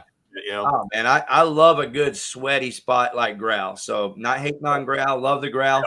But also, you know, this is a new spot in Arlington. And so I'm kind of helping get the word out. If anybody wants to check on the sports spot, you'll be playing on the ground. There's not a stage. And I don't even know if there's a PA. Did you guys have to bring in a PA? Do you know, Hef? You know what? We played there once. And, well, I ain't got good news about the Growl, but maybe it improved by the time we played there. You know, but that was with my second lineup. Yeah, you know, a pass ammunition. I mean, you definitely got to be tight, and you need, you know, bring your own lights if you got them. And I don't know if you had to have a PA. I did have to have a PA at the Growl, but you know, it doesn't hurt to have some. Just saying, it never hurts to have backup, right? Well, I'm just trying to get the information out. If anyone's listening and they're thinking, hey, there's a new venue in Arlington, I kind of want them to know what's going on. There is a new venue, but you're going to have to kind of check it out and see if it works for you or not. Yeah. Right. So Eddie just posted they used they brought their own PA for that. So, but you don't need a big PA system. What you're seeing behind me will work there actually. So, well, you kind of it's over there, but you know.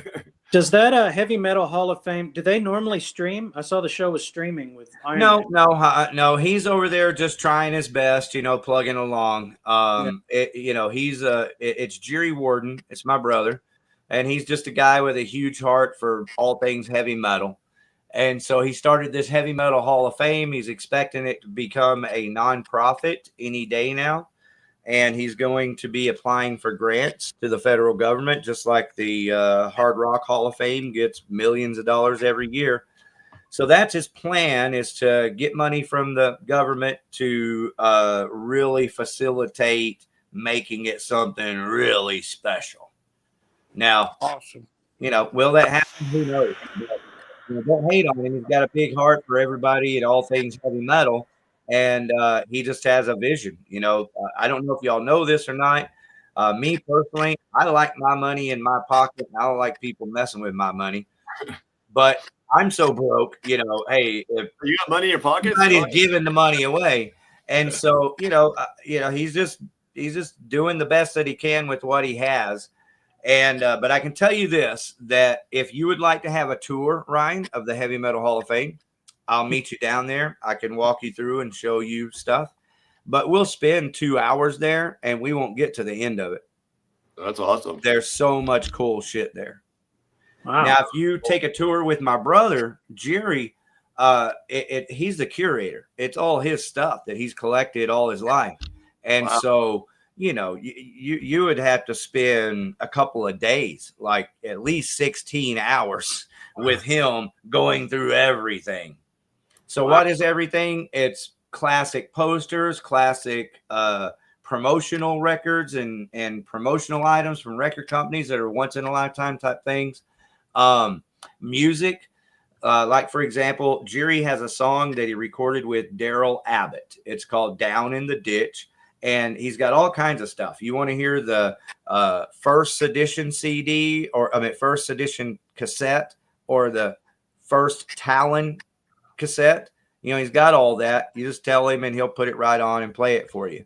Wow. But what he's obviously trying to do, you know, and it's just like everyone, we're all trying to do stuff, is get it all digitized. You know, all that stuff needs to be digitized and on a computer with headphones so that you can just walk up to it and pick your song that you won't hear anywhere else and listen to it on headphones, you know. Wow. It's cool. Very cool. Yeah. So if you want to hear an unreleased Daryl Abbott song from 30 years ago, just go ask him. He'll play it for you. Sweet. And it's going to be released. He has a whole vision, but hopefully within the next year, somewhere in there, that song will be released.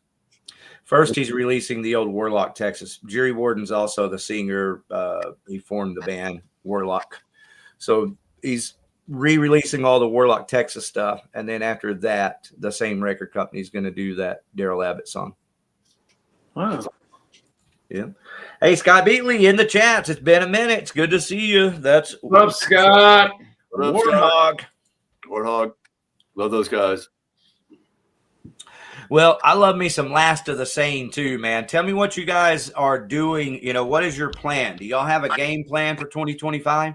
No idea. We just have no idea what we're doing. No, I mean, Wing It is a fucking perfectly acceptable plan. No, we like I said, we've got these 3 songs that we have. So we got the first one coming out Friday, Lansbury, and then we're gonna schedule the release for another one. We got 2 other songs that we're gonna be releasing here over the course of few weeks, yada yada yada.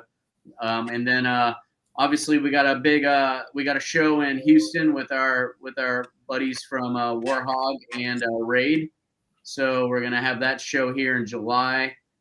And right now that's pretty much the biggest what we got going on. Of course, we're looking to try to get something here in Dallas, hopefully here, late summer, early fall. And so that's kind of where we're getting. We got Fort Worth going on. We're going to hop down to Houston, and then we're going to try to get some up here in Dallas. So we got some new songs that we're excited to play live and show everybody.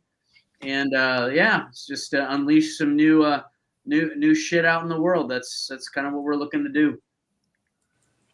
Kick ass. And so everyone listening, if you didn't catch it, be sure to go back and watch this show because we debuted the brand new song by Last of the Sane. What's it called again? It's called Lansbury. Lansbury, which is the name of the town in Murder, She Wrote. Actually, it's the name of the actress that played Actress Angela. Angela Lansbury is the That's actress, and the character was Jessica Fletcher, but Lansbury sounds cooler than Fletcher, so we just went with Lansbury. And she's a killer. She killed everybody. She's a killer. murdiddly erdler. We figured it out. She did write the murders. Yeah, I used to watch Perry Mason. I think I've watched every episode of Perry Mason, but I think I gave up the detective shows after that. Yeah, we're just taking after Ozzy, another song about an old show. Oh, yeah, and a great concept. Yeah, I mean, you turned her into a serial killer. I love it. And then the music is kick-ass, too. So everybody go back and listen to that. And what Last of the Sane is saying is that the record is being released this Friday, the 13th. So go over and purchase those MP3s and support your local headbangers. Yeah, kick-ass. Can't wait to hear it. Thank you. Well, you'll have to go back and listen because we played it earlier. Damn it. Always put the good stuff. $1 late and $1 short every time. I can play another song. How about some Pass the Ammunition? We threatened to play a slower Pass the Ammunition song. What would you call the song The Knife? Is that okay to call that a slower Pass the Ammunition song? Yeah, I mean you can. Really, when we was writing it, I was attending a skin lab show and I got the news that a good friend of mine died. And we was right in the middle of writing the song, and I wanted it to be about loss. And I wrote the song about her. But, during last week and this week, we lost a lot of people. Like I told you, we lost Mitch Long. That was one of my soldiers in Pass the Ammunition. So sorry to hear that. Oh, and we also lost a couple of icons this week. Sly Stone and bro, Wilson of the Beach Boys. I'm gonna apologize to you right now. I lost my daughter 5.5 years ago. I feel really horrible, but I don't really care all that much about other people dying. My daughter died. That's enough dying for me. You can relate to it, though. Well, what's that, bro?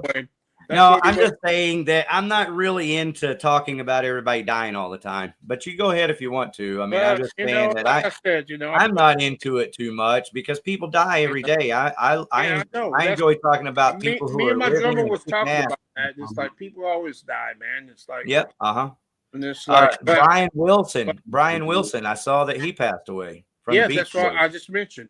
Okay. You know, and but we wrote that song for her.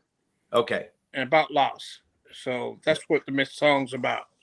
And we shoot the video this Saturday for that. Nice. All right. So this is the song you're shooting the video for, is The Knife. Kick ass. All right, everybody, get ready to go buy the MP3s by the band Pass the Ammunition. This is the song, The Knife.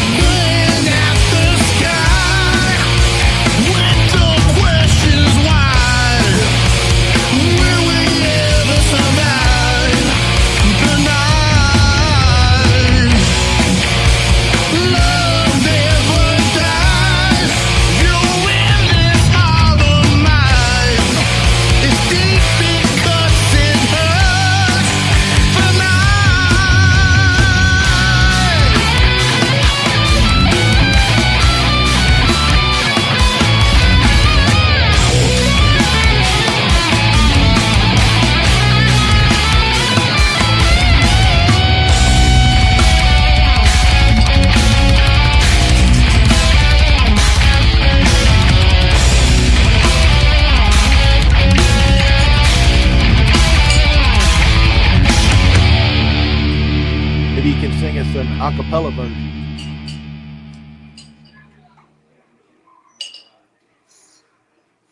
I feel like my face is melted. Hey. There it is. Donnell, could you hear the song that time? No, I couldn't hear it at all. Yeah, but everybody Oh, else really? could, right? I could hear it. I heard it. I knew we could. It's just Rock on, man. No. Donnell, it's just your phone. Hey, that or was something. the best music and sounded playing on y'all's station. So it was awesome. Yeah, I could hear you talking. That's why I was hitting your mic. I was like, he can't hear us listening to the song. That was funny. So yeah, I couldn't hear the song, but What the fuck are you Yeah, I eating? couldn't either. is It is ragu double cheese sauce? Is that metal? Is that metal? Because it's It is delicious. if you pour it in your mouth. It's not if you use a spoon. If it makes you bleed, there you go. That's metal. That's metal. Nice. All right, so we got some responses in the chats here to that killer music. It's fucking gnarly. I love it. That's Scott Beatling, Warhog, and then Renee says fucking brutal.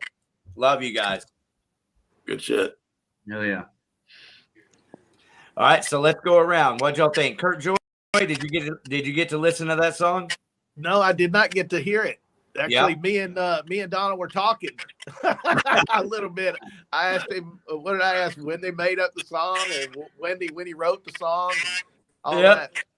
So, all right, well, go ahead and ask did you guys him now. hear that? Did you hear us talking? Oh yeah, I muted Donnell's mic. No shit. Well, there you Well, have it. didn't No, I mute couldn't hear it yours. at all. I couldn't hear it at all. But hell, I know it's good. I've heard it on here before. Right?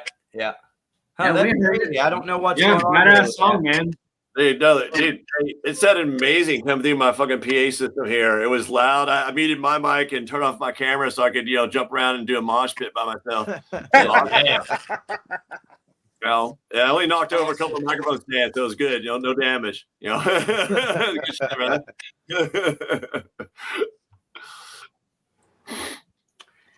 no doubt. All right. Well, does anybody? We've got Last of the Sane on the panel, and before we wrap up, does anybody have a question for Last of the Sane?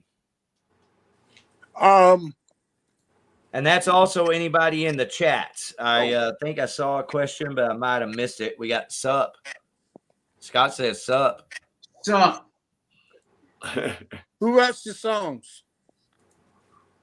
We all do. We all kind of participate. Usually it starts with just a riff, man. Somebody brings in a riff, and then we kind of bring some ideas together. And then, and that's the thing. It's kind of another reason why I think we don't write as quickly as some bands, but it is important for us to have kind of the collaboration and just kind of like That's just like us, and everything. No right way, wrong way, right? Good to hear. But it's like with me, it's like I can nah, that sucks. We gotta write something heavier than that, But, I think it always takes longer than you want it to. It takes longer. some get quit quicker than others. Sometimes they just like flow and it's perfect, but sometimes you got to massage some. But generally we're just like, we try not to be in a hurry. We just we gotta let it flow. Yeah, but barely that happens. Mainly Aaron writes a riff, or I got a vault full of originals, so I'll just pick one. Like, yo, here's a song. Let's do it. What's up, Neil? And Neil, Hawaii over there. How about that? All the way from Hawaii, everyone. We got an aloha. Aloha. Thank you, Neil. Thank you for being here. So Neil, I played with Neil in a band called Stray back in 97 to 99. Okay. Yeah. Called One of the Stray. first bands I ever played in was collaborating with Neil. The guy's still writing music too. Badass songwriter. Very talented guys. So thanks for joining us tonight, Definitely. Neil. Definitely. Don't you love it though when you have a great part that you come up with, but then you go back to rehearsal and the guys are like, "Well, we kind of changed it," and you're like, "Well, now what I did doesn't fit."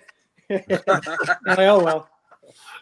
Oh, dude, accidents happen. I had a riff. I think every guitarist has riffs in their back pocket, but when you're just jamming, you throw them out.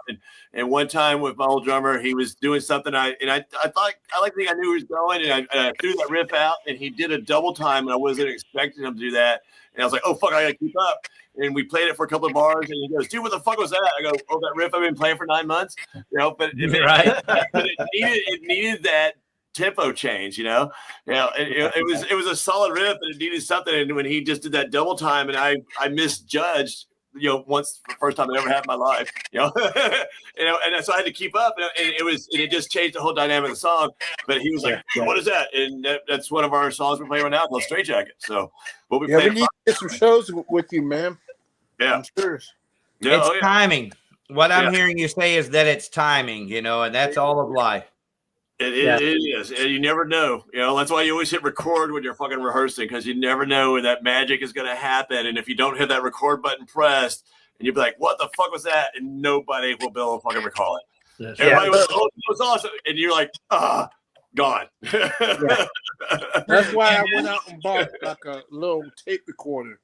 If something hits me, I either I hum it or I play it, in the tape. Have you guys watched? You've seen the movie Dewey Cox, where where he's like, I'm guilty as charged. He's like, you better not be writing a song now, Dewey. That happens with me and my wife all the time. One died. And I go into another room and I start playing something or recording something, and she's like, where did that come from? Yeah. The wrong one died. That happens to me all the time. I'm always like, I've got an idea, and I run off into a room and I have to noodle. Dude, I hear you, man. Always. Keep the phone nearby just in case. You never know when genius, in theory, strikes. Part of the fun. Absolutely. Family man creativity. Guys, I gotta take off, but I'll see you guys Saturday. Saturday, my man. Looking forward to Thank you for being here. It's gonna be badass. I'm gonna do like him. I gotta go myself. I was about. Hey, Donnell, I love you, brother. All right, my man. I'll see you You guys Saturday. today. No problem. Hey, real quick, who's playing last? You know who's playing last? Perico. Because I don't have an actual set time for any of the bands here. Well, I thought we was going on before Perico. Well, that's kind of how I saw it here. Is Heart Check, Wolvera, Last of the Same, Pass the Ammunition, and Perico. So that would put 7, 8, Last of the Same at 9, Pass the Ammunition at 10, and Perico at 11. That's what we've been telling. That's what I've been telling people. Okay. And we all know that gives everybody 15 minutes to, help the next band if you can, but just get your stuff out of the way so they can get set up and we stay on time. I really appreciate it. And we all know schedules are always fucking rigid and stay on time all the time, right? Yeah. Perfect. I'll never have to say it again. I love it. We got 40 minutes on stage or something. 45. Yeah. Yep. All Hey, right. Bang goes on at Rito's Friday night. I got to get out of here too, my friends. I love all you guys. I love that y'all support. And I love we got to do a show together, man. 100%. 100%. We got to get this drum issue figured out. We got a good guy subbing for us. He's not a metal drummer, but he's a phenomenal fucking drummer. Like I said, call me. I play drums. See that? Wait a minute. See that? Dude, where are you at? Okay. I'm going to talk to you. Pass the vein. There you go. Boom. Got the drums and shit. Rick, I love you. Drums and shit. Dude, they're a great band. They just need a good, powerful drummer. So if you can't do it, if there are any drummers out there that want to play with a killer heavy metal band, hit up Hef. And remember, get your protein by eating cheese like ragu. Get your protein so you have strong muscles. I don't know how we get anything done in our band. Seriously.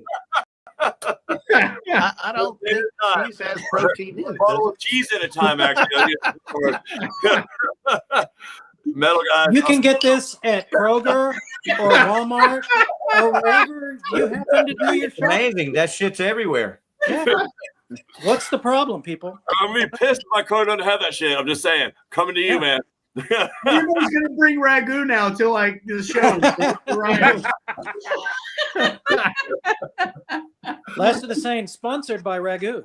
On that note, Which can only be eaten raw because I don't know what the hell you would put it on. Nachos. Come on, you don't put on anything, dude. Come on. No, you just poured it right in. That's metal. That's weak. Drink it just like the man just showed us. I love you, man. I'm out. All right, thank you, guys. Let's hit this weekly concert calendar.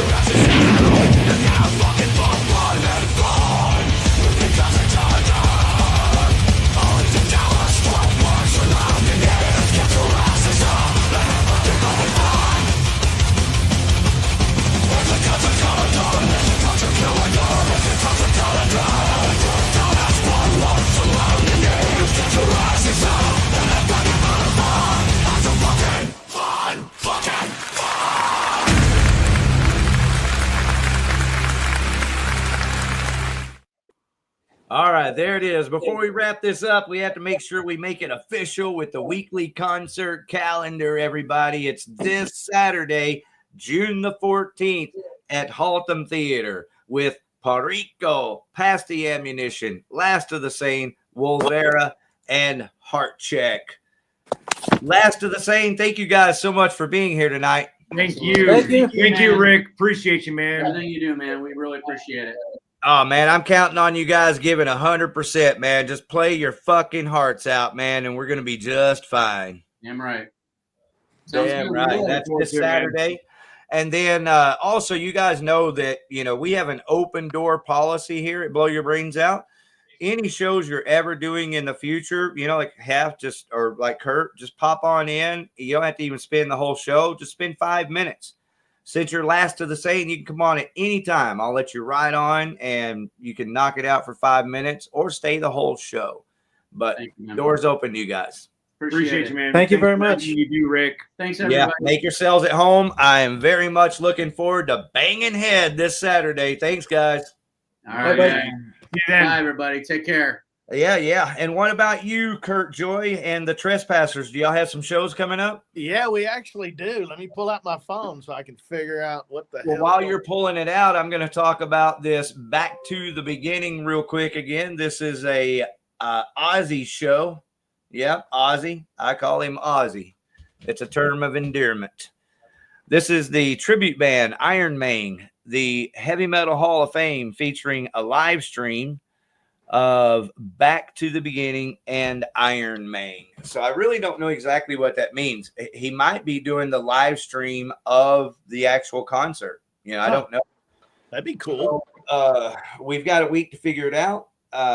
Planning on doing this show next week, and if we do, we'll have more information. But reading this again right now, it looks like he might actually have the live stream of the Black Sabbath show and then also Iron Maiden that night. But it could be what I said earlier, and it's just a live stream of Iron Maiden. So there's that. Let's get back to Kurt and some Trespasser shows. Right on. I got, July 19th, we're playing at the Dead Dog Barn. Oh, that's right. Yeah. And then July 25th, we're playing at the Oasis here in Midlothian. And okay. That's kind of a local place. I think it's one of those deals where everybody local goes there because it's close to the house, and they can all get drunk and have a good time and not have to drive too far home. Yeah. And then on August 23rd, we're playing and at Haltom if Theater. you do, say hi to Carl Smith. He's the chief of police over there. Right. He's one of my customers, believe it or not. Go. He's in my phone. If I send him a text right now, he would text me back, tomorrow. Well, then Crazy August Life 23rd, irony. we're playing at Haltom. August 23rd.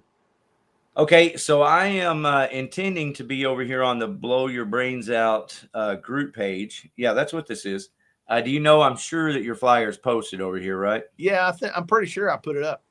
Yep, let's go down there. There's that video. Nice, man. That turned out great. Hang on. I need to pull it up on screen so everybody can see what I'm seeing. All right. I'm over on the Blow Your Brains Out group page. That's how we're doing concert calendar tonight, hanging out with Kurt Joy. And, of course, Hef is still there, too, so he might chime back in. So this is the brand new, the Trespassers lyric video for the song Bolt Neck. Y'all be sure to go listen to that, and not only listen to it, comment, show some love over here. Hit that love button, then go over here and hit comments and say love it or anything. That's how we do around here. It's real easy to support one another. It's real easy to do. Isn't that the truth? All right, I'm looking for that show at Oasis. Might have to go to the Trespassers. It's on there somewhere. Looky there, pre-K. They're down in there. There's the Stink Bug show. So we'll come right back to all of that. I'm just looking for the Trespassers flyer here.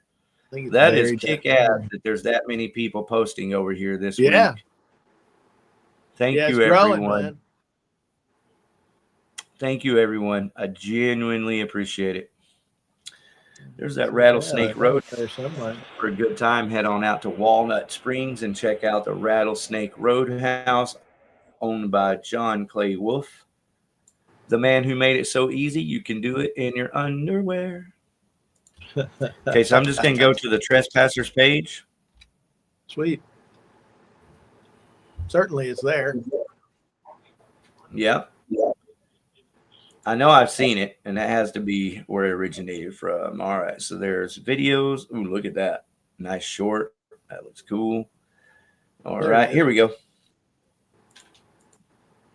Dead Dog Barn, everybody. That's July 19th. Who else on that show? I don't even know. I don't even know who's on the show. Okay, well, we have plenty of time to tell everyone all about it. So fret not. Just watch again next Wednesday, and we'll have all that information ready for you so you can save up and prepare for a good time at the Dead Dog Barn. If you don't know, the Dead Dog Barn is out in the middle of nowhere, and you can, just have a good time without having to worry about anything. The only catch to make sure all that happens without incident is that there's no minors involved. So if you're 19 years old, sorry, you're SOL, even if you're with your daddy. No, I'm assuming there will be some exceptions, but there's just no minors. And that way he keeps everybody happy and you can party to your heart's content. Now, this Oasis show, we're opening up for Katie Lynn, and she's the girl that sang on Eggshells, the one we released. Eggshells? Yeah, she sang on Eggshells. So we're opening up for her, and we're hoping that when we play that song that she's going to come on stage with us and hopefully sing it with us. Yeah, that would be nice. And then isn't there also a female voice on the Torn in Two? Well, wait, there's a female voice on Bolt Neck. No. Just at the end where it says, makes me want to scream.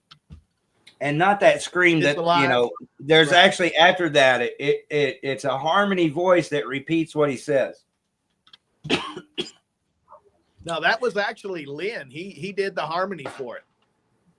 He actually did the harmony for that here in the studio. Okay. He just got his falsetto range going. He did, man. He went full King Diamond. He did really low and really high. It was tripped out. Well, I thought it was a chick. Okay. Yeah. I've listened to the song at least 100 times and I thought it was a girl. So good job. You fooled me. All right, so that's the Oasis, July the 25th, and on August the 23rd at Haltom Theater. So just to make sure everybody knows who we're talking about, the Trespassers, they're the ones that play that song Killdozer that we've been playing for 3 years here, and it's one of my all-time favorite songs, Kurt. Excellent. I know you didn't play on that, right? Right, I didn't play on the recording. We have a lot of fun. Since I joined the band, it's changed the dynamic a little bit.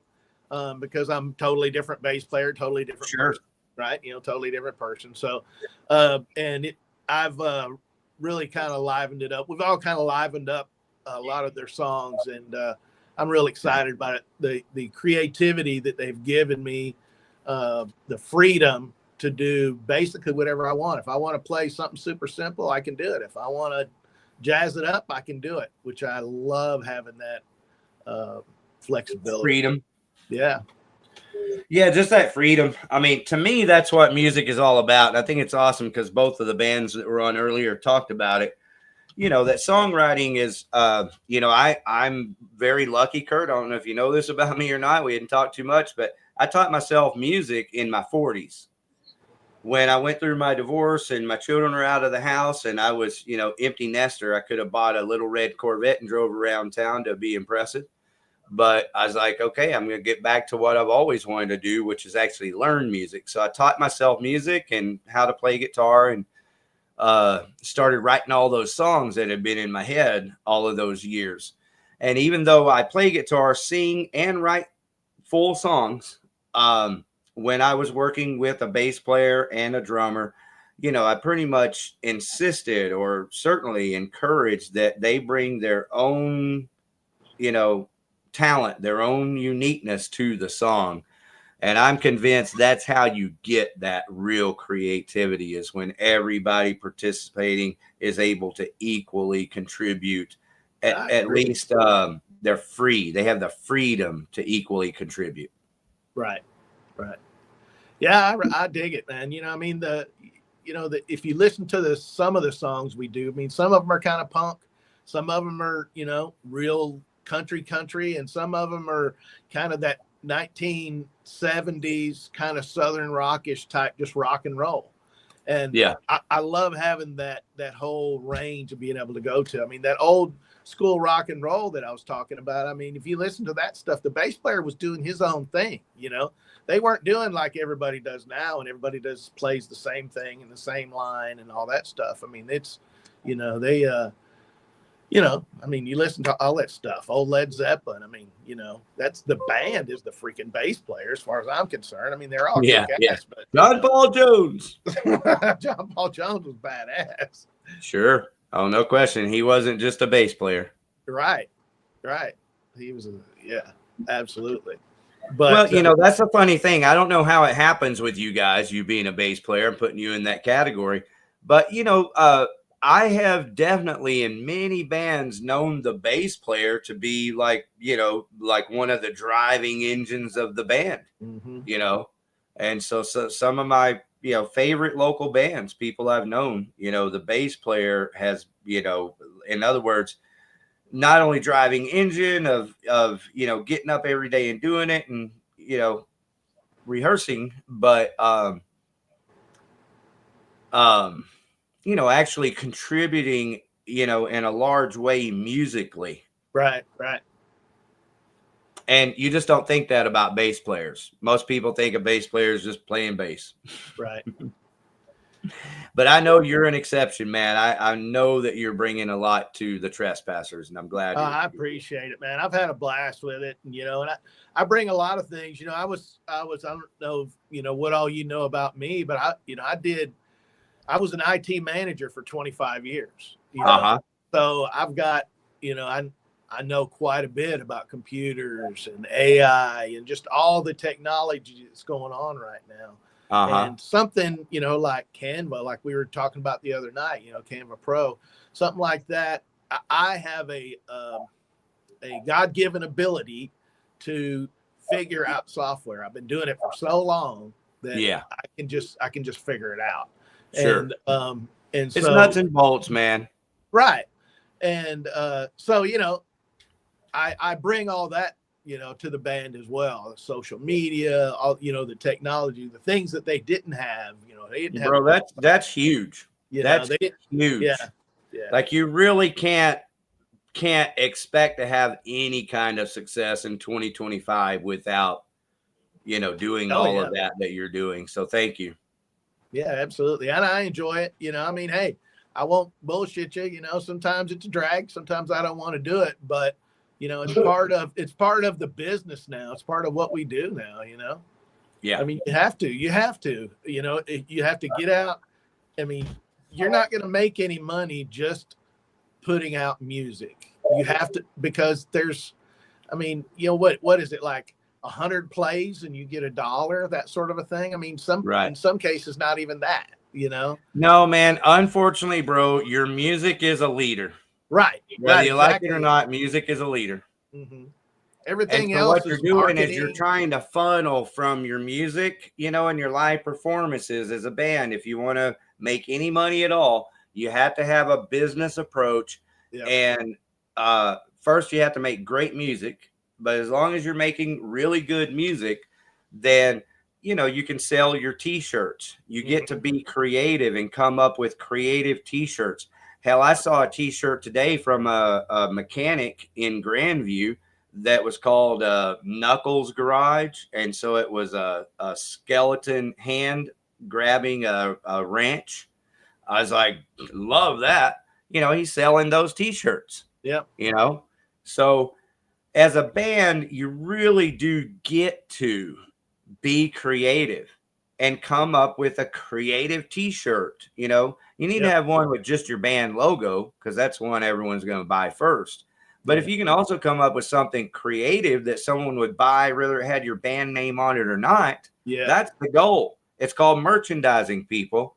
You're artists. We are creative. We're not all able. But if you are able, that's the idea. You get your creative merch going, everything from stickers to t-shirts to buttons to caps to coffee mugs. And maybe not coffee mugs, they break and they don't travel well, but you know what I'm saying. And only then, Kurt, and everyone listening, do you have a chance. But you do have a chance. You can sell enough merchandise to I believe, pay your bills. Like, that was my goal. I was literally looking at music as my third career. I was 100% convinced that I could pay my bills making music and selling merchandise.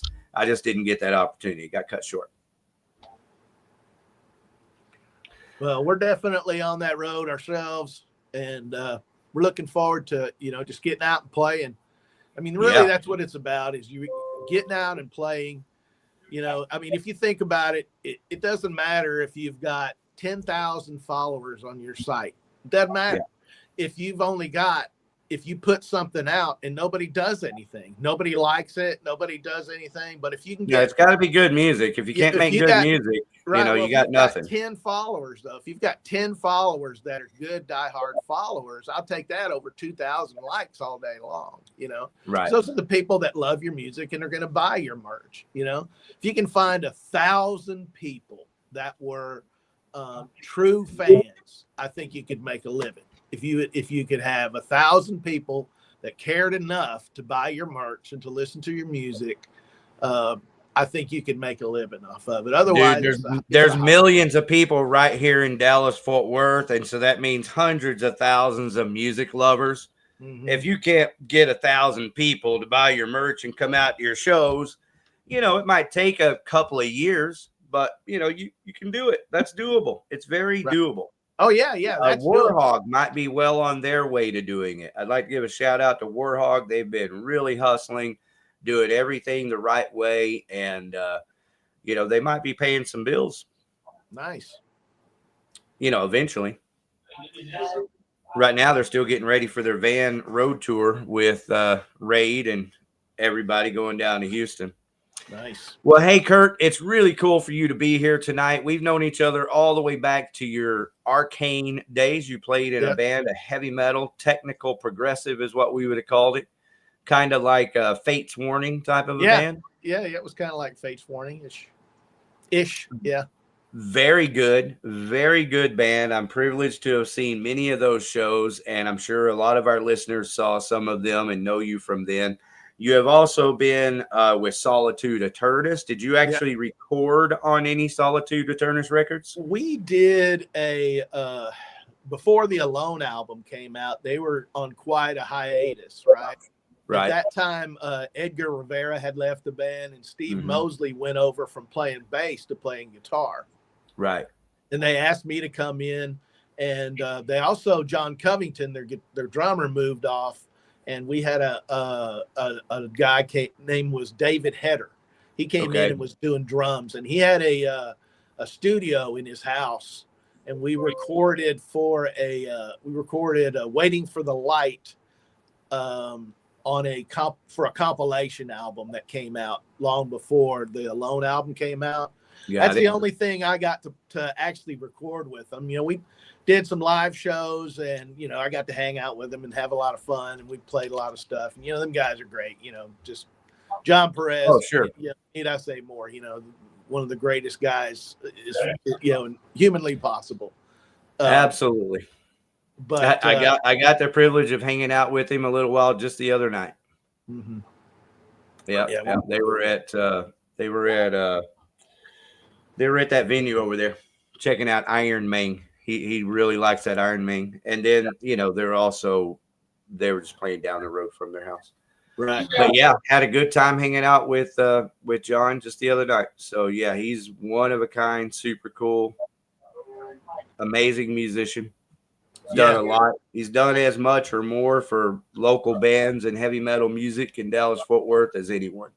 I'm telling you, I mean, the guy is, he's a walking encyclopedia, let alone, you know, just he's just an all around beautiful person. Really. All right. So with that, if you want to go see that all around beautiful person yourself, head on over to Born Late Records. I'm going to look it up here on my Facebook so I can share it. So Born Late Records, that's in Fort Worth on Race Street.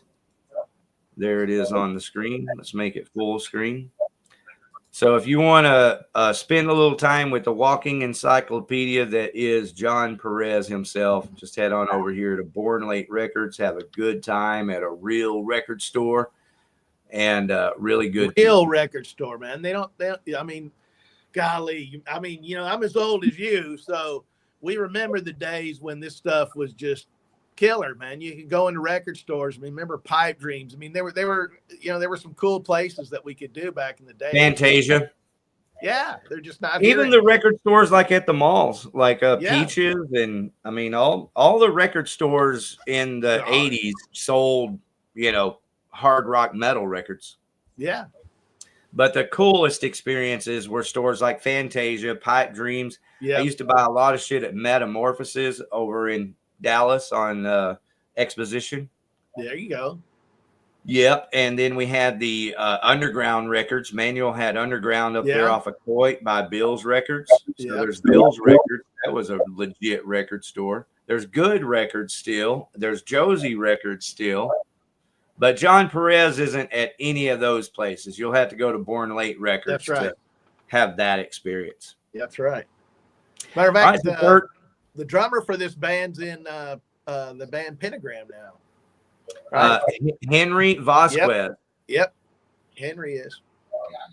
A lot of cool history in there. I thought he was isn't he playing drums for Possessed? No, Pentagram. Pentagram. Yeah, that's it. It's a P band. It's a P band. Pentagram. Yeah. Well, man, I want to keep you, but I sure do enjoy hanging out with you anytime, man. Oh yeah. Well, I again, talk some dandelions with you. The door is open to you here, man. You make yourself at home anytime. And thank you for bringing up the dandelion. I went and got encouraged after our talks last week. We talked about it here on Blow Your Brains Out last week, and Buddy Powers was kind of excited, or at least I took it that way.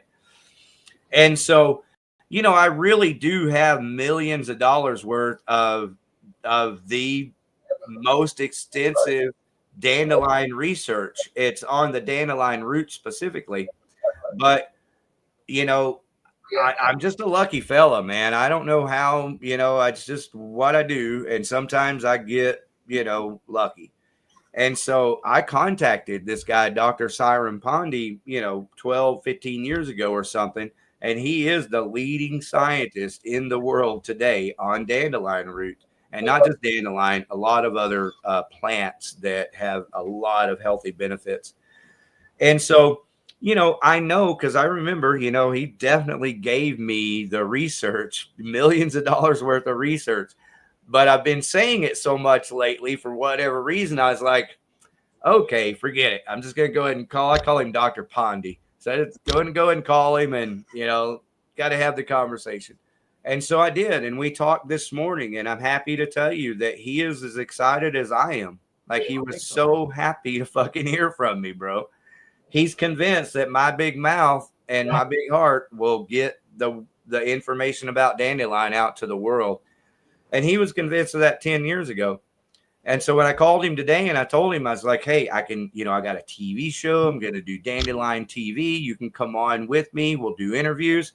He was just as excited as he could be, man. He can't wait to come on and do interviews with us.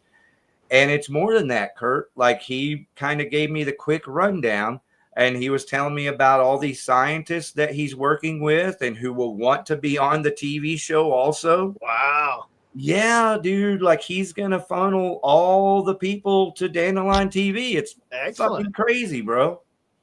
All right. And then, so there's one more thing, and it's going to stay secret for now. There is a musician involved, a famous musician involved with Dr. Siren Pondy. Not me, with him.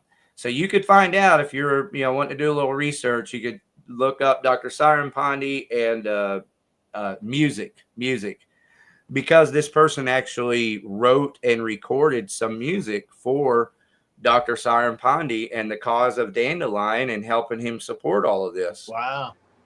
Yeah. And so, it's such a big deal. Like, I can't even tell you. And he sounds just said, exciting, man. Isn't that fucking exciting, bro? He said, just give me some time because I got to talk to them, and I'll get it all worked out and they'll contact you. I was like, gotcha, buddy. All right, let's go. So yeah, thanks for mentioning it, and happy to tell everyone I am definitely going to start Dandelion TV, and I'm going to. Yeah, I'm interested, man. I've been vegan for about 5 years. Man, well, what's that mean to you? I've got a friend that's vegan, and to him, vegan means all he eats is duck eggs. What? Yeah, bro, you just never know when someone says they're vegan. You never know exactly what that means. Now, and to be honest with you, I can promise you that duck eggs isn't all he's eating. That's what he said. Well, I try to eat whole food, plant-based foods. That's what I eat. Just eat plant-based foods, period. Mm-hmm. I don't eat any meat. So you mean like Miracle Burger or whatever it's called, all that kind of stuff? I can. I mean, I've had them. It's junk food just like any other. I'm not getting on you, man. I ain't about to make fun of you. I'm not like that. No. I mean, there's good, there's bad food. There's good vegan food, plant-based food. There's bad, and hamburgers are hamburgers. You know what I'm saying? And I don't care how you look at it. Well, here's one of the things. Go ahead. But it's not my thing. I like to eat whole foods.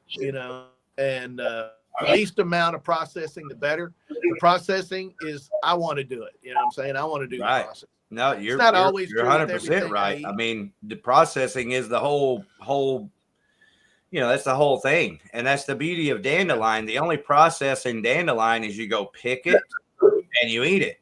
That's the only process. Now, if you want to wash it off, you can do that. So you go wash it off and then you eat it. You can put it in a smoothie. You can put it, in eggs. You can put it in a salad, So you got all kinds of options, just like with any other leafy green plant. But to me, I'm a man. And so I know I'm speaking from like efficiency terms of like the way men think. And to me, it's the whole efficiency process. I don't have to cook anything. I don't have to wash a dish. I don't have to water the dandelion. I don't have to nurture it. I just walk outside and I pick the dandelion and I eat it. And then I also have cherry tomato plants. So I have cherry tomatoes, and this time of year I'm getting 20. I got 12 cherry tomato plants. So I'm getting like 20 cherry tomatoes a day with my dandelion. It's a great meal. Now, do you plant your own dandelion? Well, the answer is yes. You definitely can facilitate it, but it's not necessary. Right. Dandelion, it's one of the craziest things, I for the life of me, I can't understand what the complication is with dandelion, because I can tell, and I'm not picking on you, I'm picking on hundreds of people over 35 years of consuming it that have been laughing at me this whole time. It's just outside the front door. That's it. There's nothing more complicated. There's nothing more to, you just go out there and you pick it It's a leafy green plant. What do you do with your salads? What do you do with, I mean, if all you do is eat salad, then eat it as a salad. Right. And even myself, now, if I had the money, I would have blackberry bushes and, you know, I'd have more food here growing that I could eat. I just don't have the money to develop my garden the way I would like to. So because of that, you know, I'm on the poor boy diet. I've eaten more ramen noodles and fast food cheeseburgers. Like that's, if I'm lucky, if I can afford a Dairy Queen cheeseburger. I've eaten more of that crap in the last 5.5 years than I ever have in my entire life. I've never eaten so much ramen noodles ever, but that's what I've been doing. And so the reason I'm bringing that up is I also eat Jack and a Crack tacos. Man, there's nothing better to me than Jack and a Crack tacos after a good night of being out on the town. And of course, it's because it fits my budget also. Okay, so now I said all that to say this. All I do and all I suggest anyone else do is just consume the dandelion. Not change your diet. Nobody has to change their diet. You don't have to change your stripes. You know, don't change anything. Just add dandelion to your existing diet. And if you'll do that, I can guarantee you that I know from experience and science, damn it, that it will clean your blood, strengthen your blood, and make you feel better. It'll also strengthen your bones, your ligaments, because leafy green plants are the original source of calcium. And so that's pretty much it in a nutshell, is just get it in you, because here's the hard truth. The hard truth is this, is that most people are malnourished. Nobody likes to be told they're malnourished. So I don't know how to do it. I've never been good at telling people that they're malnourished, but they are. You are malnourished. And the evidence is real simple. All dandelion does, Kurt, is it strengthens your blood so that it can complete what its original mission, or what you would call it, purpose, or you can call it created by God. I don't care what you call it. I know that as we're talking right now, both of us have had millions of blood cells, new blood cells duplicate. So they've been duplicating, creating new blood cells by the millions. We can't even count them just in the time we've been talking. Mm-hmm. And so that means that amount of blood cells are dying off also. So you have millions of blood cells being made every second, millions of blood cells dying off every second. Literally every second that's happening. And so cancer is when a infected blood cell reproduces as an infected blood cell instead of dying off.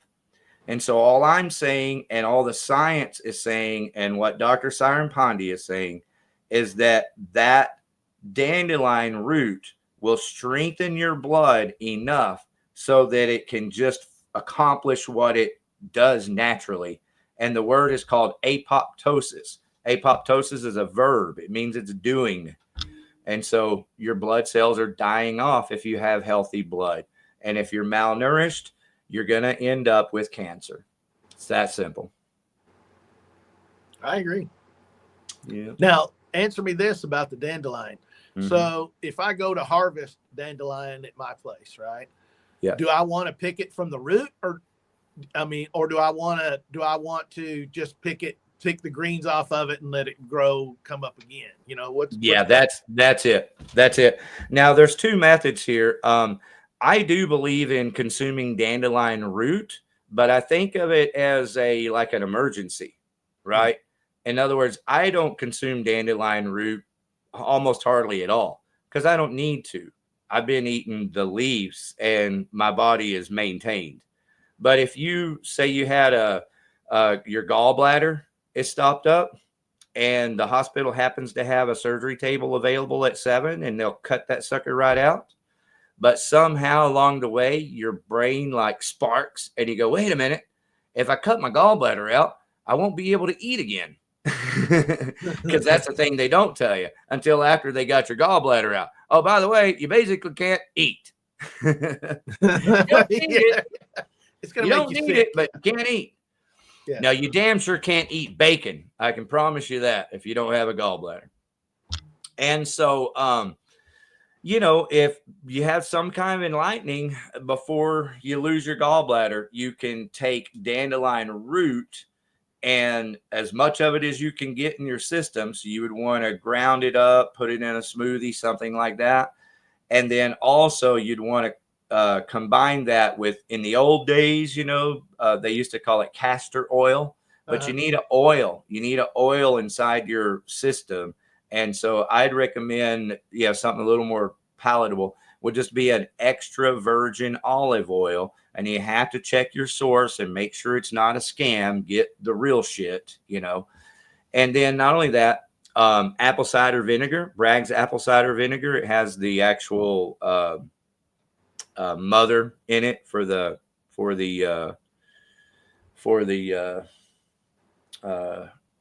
it's the stuff you put in bread. So yeast, for the yeast. Mm-hmm. Yeah. So I recommend Bragg's apple cider vinegar.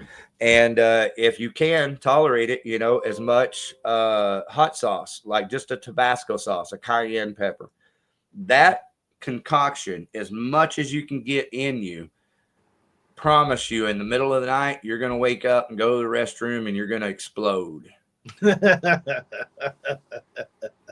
So you're going to flush out a lot of toxins. Yeah. Now I'm not I'm not a degreed scientist or doctor, so I'm not here giving medical advice.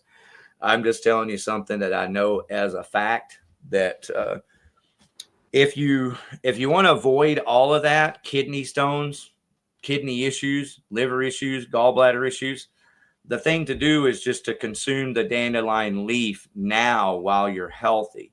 Get that in your body and that built up. And, you know, the odds are much less that you would ever have like a real emergency type need for a lot of dandelion root.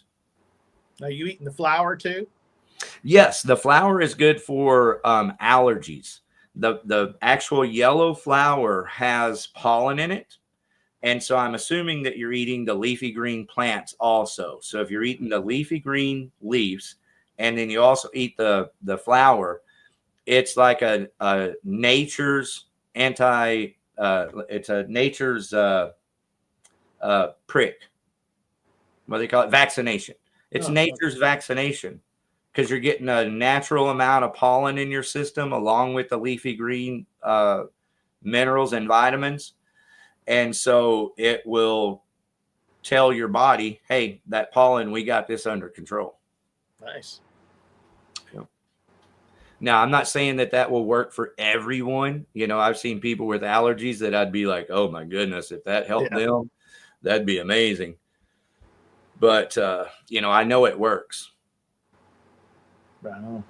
So now back to how you pick it, if you don't mind, because that was really probably the better question to ask. And it's that what I do is just pick the baby leaves. Dandelion is a base plant, so it grows on the ground and spreads out over the ground. It doesn't really grow up as much. And so what you do is just find the leaves and then follow it to the center of the plant. You might even need to pull off a couple of bigger leaves so you can see the smaller ones. But down at the center of the plant, there's always going to be these real tiny baby small dandelion leaves. And the reason I recommend that you pick those is all the right reasons. One, it's environment. One of the things that people say about, well, I don't want to eat dandelion because I'm concerned about pesticides that might have already affected that part of the soil. Okay, well, then just go across the street to the field, you know, go. Yeah. I can tell you that like public parks, they haven't put pesticide out in public parks in 20 years, you know. So there's a lot of hacks. One of the other crazy hacks, and all this stuff's on my Facebook page and YouTube channel, but one of the other hacks, believe it or not, is 24-hour fitness. You know, 24-hour fitness does not fertilize. They used to put manure down, but they don't even do manure anymore. Do you remember that phase when people stopped using fertilizers and started using manure and everything stank like shit? Mm-hmm. Okay, well, now most people have stopped using the manure, and that's why it doesn't stink all the time anymore. And so anyway, if you're at 24-hour fitness, you know, where you're focused on working out and your health and everything, well, right there, those grass patches around all the 24-hour fitness, they're just full of dandelion. And again, if you're not happy with that, go across the street to the field. That'll be full of dandelion. So, I mean, dandelion is just everywhere. We are surrounded by it. Dandelion is the dominant leafy green plant. Now, back to, I'm going to put a bow on the little baby leaves. One of the beautiful parts of picking the baby leaf is because it hasn't been in the environment but for one day.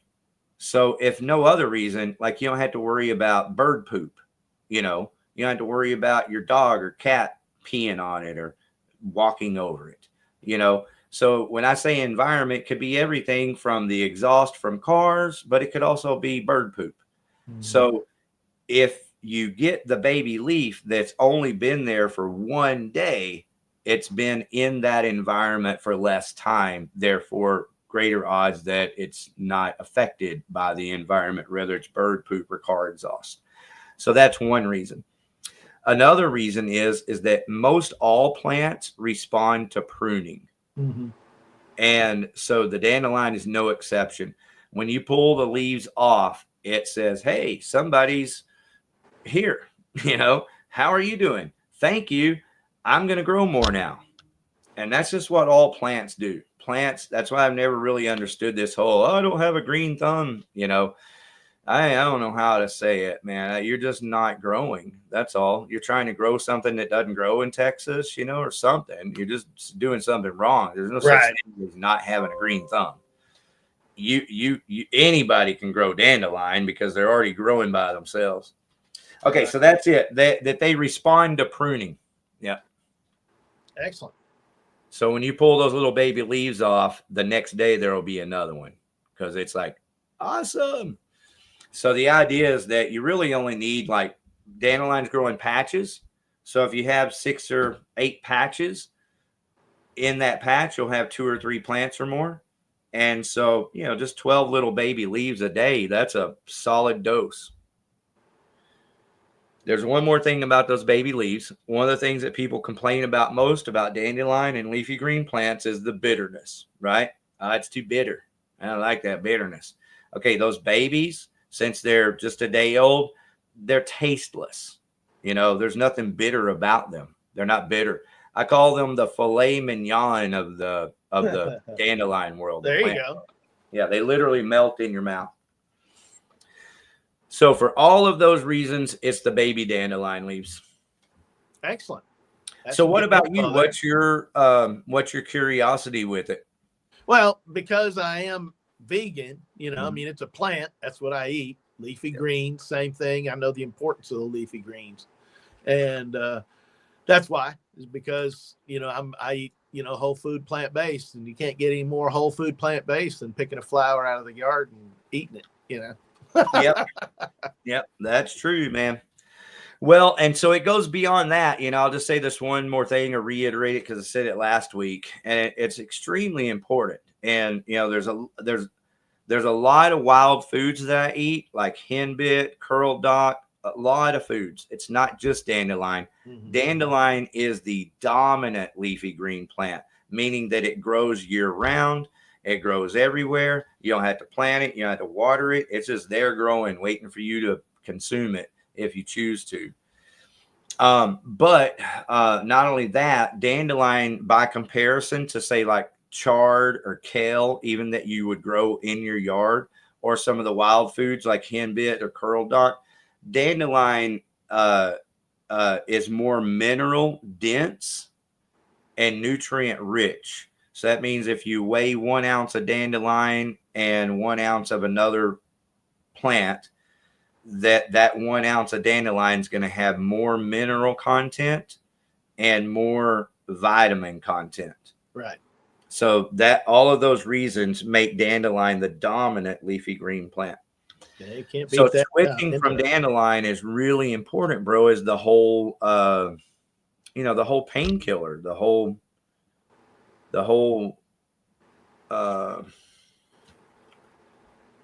what is it? Opiate. That's the word I'm looking for. The whole opiate, you know, thing. Everybody's doing drugs, man. There's so many people doing opiates. It's fucking, it's crazy. Well, right? I was watching this thing they were talking about, our government and the SB3 changing the, Texas changing the marijuana laws to where you can't buy the THC. And man, it's just crazy that this stuff. I lost my train of thought. Now, hey, the truth is me personally, I never liked the way that was all done in the first place. So I don't really have a problem with it being illegal or whatever the hell that they're doing, because what I believe is real simple is that a plant that grows out of the ground should have never been illegal in the first place. It's true. And the only resolution for a plant that grows out of the ground is to stop imprisoning people for growing a fucking plant that grows out of the ground. Right. So in other words, I don't support any kind of regulation on THC at all whatsoever. I only support one position, and I don't grow weed because I can't afford to fucking go to jail. So I end up spending a lot of fucking money that I don't have because it's the only fucking medicine that I have, if you want to call it medicine. I don't do Tylenol. I have no prescriptions. Doctor won't even see me. I go to the doctor. He tells me to get out of the office, because I'm healthy. And so there is a plant that thrives in the state of Texas. It's called Texas lettuce. It's also called wild lettuce. And it's kind of funny that it's called a lettuce because, man, it's compared to dandelion or henbit or curl dog, you would never want to eat this Texas lettuce or this wild lettuce. I mean, it's got prickly leaves, and it's even got a blade underneath the leaf that if you grab it wrong, it'll cut you, But if you just cut that plant down and cook it in Everclear or kerosene and just cook it down, it is a opiate substitute.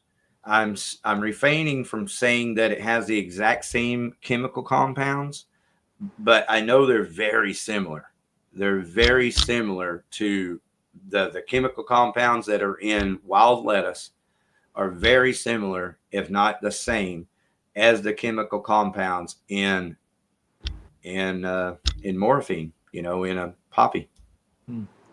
Yeah. And so here's the crazy thing about that is that I have a friend. His name is Timothy Coonrod. He's passed away, but he was a veteran, and he was doing a bunch of Vicodin and pills. And about 15 years ago, the VA cut all the veterans off. They had them all strung out on dope, and then cut them shut it off. Yeah. Yep. Mm-hmm. All right. Well, Timothy Coonrod, he happened to be on dialysis. He was taking dialysis 3 times a week because he'd already killed his liver doing all the opiates. All of the opioids, yeah. Yeah. And so he was going over to Liberty Drive. This is one of the reasons why I don't complain. It really don't hear me complain much, I promise, or whatever. And it's in part because of him. Dude, Charlie Ferguson, my mechanic, he's dead also. He kept Timothy's hoopty running and on the road with fucking clothes hangers. I mean, this guy was driving a hoopty deluxe back and forth to that Liberty 3 times a week to have all of his blood removed, cleaned, and put back in. All right, so he needed the pain medicine. He needed it, and he knew he did. I didn't have to tell him, right? So he came to me, and he's like, man, I remember you telling me that plant over there, because he remembered what it looked like, because I always show people when I'm standing there. I go, hey, you see that plant? That's morphine. That's opiate. And you can even break it off. And the white stuff that comes out, you just put it on your tongue. Your whole damn tongue is numb, So I do that to people all the time. So he remembered that. And he's like, dude, I'm going to have to cook that down. And so we did. And he consumed it for about 3 more years before he died. That was his pain medicine. And he swears by it that it worked. Thanked me, for, because without it, he wouldn't have had anything. And who would have known what would have happened, you know. Right. So I can tell you by experience that you can cook down Texas lettuce, wild lettuce, and it is a painkiller. And then here's the other thing is that it doesn't have side effects. It's a natural, it's a plant. It doesn't have side effects. You're not going to get addicted to wild lettuce. It's not going to happen. Now, I have a theory, though. I'm not certain that you would get addicted to morphine coming right off of the plant either. I don't know. I'm not a scientist. I haven't been able to research it. I'm not even interested. I don't do drugs. Like I'm hyperactive. I don't need drugs. I don't do drugs. So, but I do suspect that even opium coming right off of the poppy is probably not addictive either. You're probably right. What they did to heroin is the same thing they did to nicotine. Made it addictive. Now, I don't know that as an absolute, so let's make that clear. But Hey, it wouldn't surprise me, man. It would not surprise me one bit. Yeah. Well, hey, brother, my iPad here is, for some reason, it will not keep a charge. I can put it on there. I had it at 100, and since I've been on the show, it's down to 4%. So I'm gonna. All right. Sounds like you're out. Gone. Yeah, I'm gonna be gone. Well, I want to tell you. Thank you, Kurt. Thank you so much, man. I've really enjoyed our time together. Absolutely, man. Love it. Let's do it again. Okay, I'm going to play some music. Everybody get out this weekend. If you can, come on out and have a good time with us. We're definitely going to be doing it up heavy at Haltom Theater, Saturday, June the 14th. All right, let's listen to some damn good music. Let's start with that band Parico.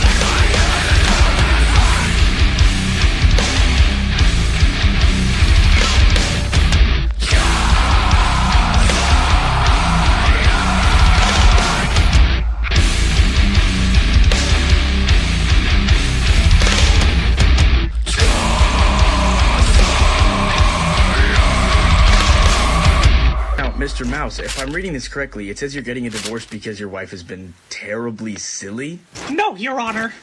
It's because she has been fucking goofy.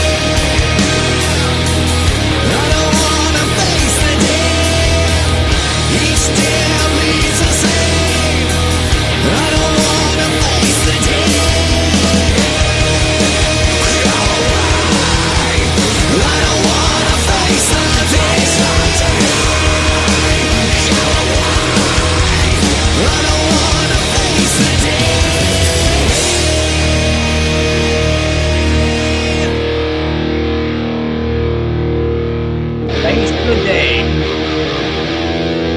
Last of the day.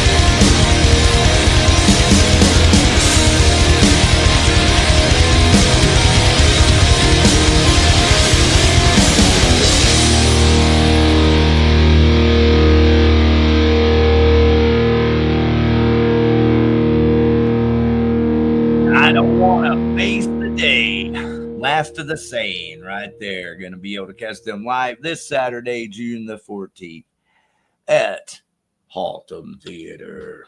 That's right. Face the Day. All right. So I'm going to play a song by each one of these bands. We're going to wrap up the night. I want to say thank you to everyone for being here from the bottom of my heart. It's so important to me and so special.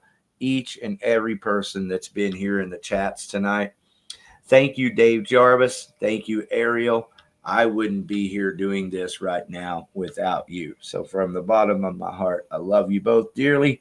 Let's keep this party rocking. What do you say? What do you want to hear? How about Watch What You Say by Pass the Ammunition? I know you're going to dig this.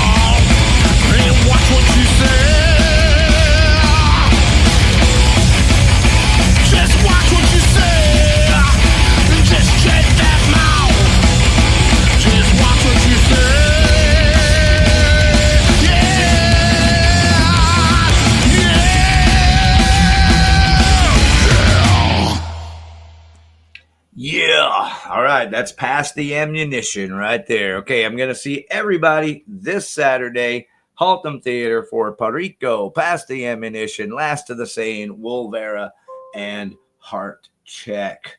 All right, headbang, fist pump. I want to introduce you to one of my little friends, one of my new friends before I wrap this show up here tonight. I've got some new music that I've been playing, and thankfully everything all worked out. This is Pre-K. He answers the phone and works with John Clay Wolf. And this is from the weekend I went down there to Walnut Springs for Bike Week, and I made a cameo. So shout out to Pre-K, who's going to be here on Blow Your Brains Out July the 7th, I believe. So just a few weeks away.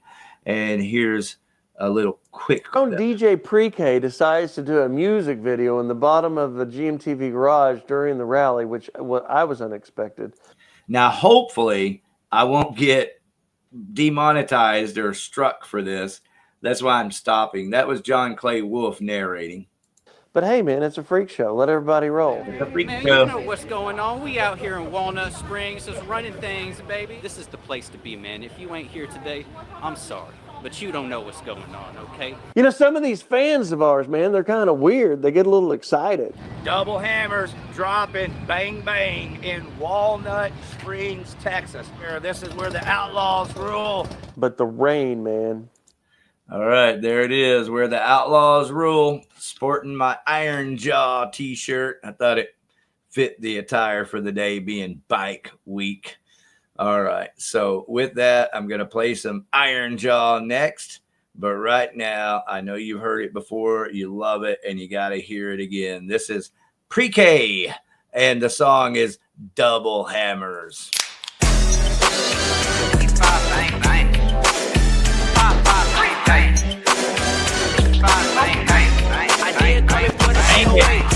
Double hammers, doing damage.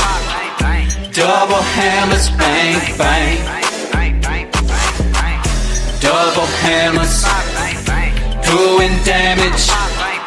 Double hammers, bang, bang. Hey yo, traffic, rims look Jurassic. Bags of the cabbage, floor seats with the Mavericks. Luca, dodging, belt loops, ostrich, prime, polished, I could do it unconscious. Bourgeois wallet, you seen it, I saw it. Went from alcoholic to motherfucking ballin'.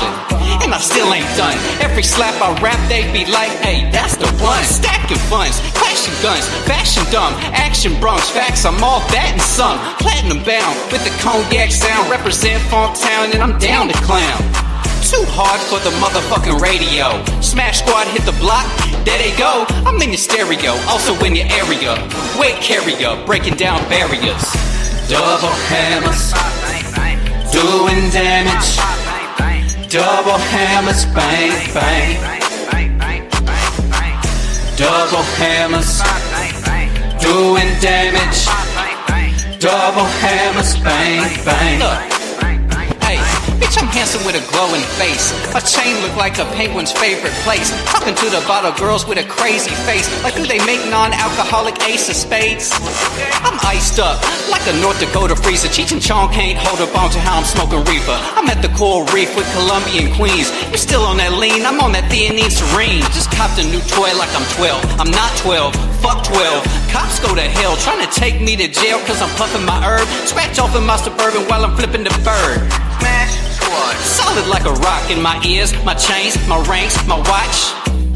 It look glamorous to ya. You wanna be down with that double hammer shit, do ya? Double hammers, doing damage. Double hammers, bang, bang. Double hammers, doing damage. Double hammers, bang, bang.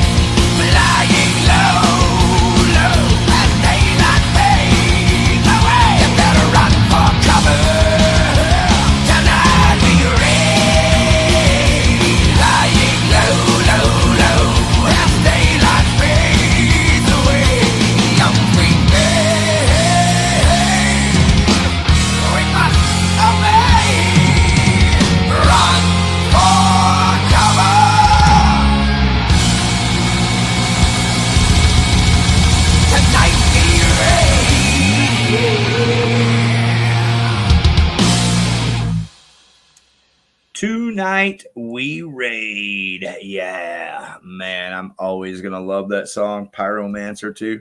Okay, I want to give a shout out to Potsky and the Pot Show. Thank you so much, Potsky, for being so cool. It's enough that you're just my friend, and you are. You're my friend, and I appreciate you, brother. I told the story earlier tonight that I spent a lot of time on different YouTube shows, YouTube channels, having fun. I was going through depression, and it was a way of coping with it and talking to people coming out of the pandemic and all of that. And so anyway, of all the people that I met doing that, Potsky and Arkansas, everybody knows Arkansas, Arky. Y'all can go check her out. She's possibly live tonight having a good time. But Potsky, he's right here on the Pot Show. So I recommend everybody go over there and say hello to Potsky and thank him for being my friend, first and foremost, but also a friend to this show. Look at those numbers. It says 241 right there watching.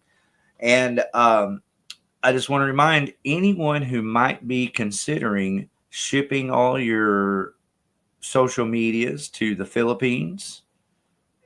Look, dude, we've had this shit wrapped up here for a long time.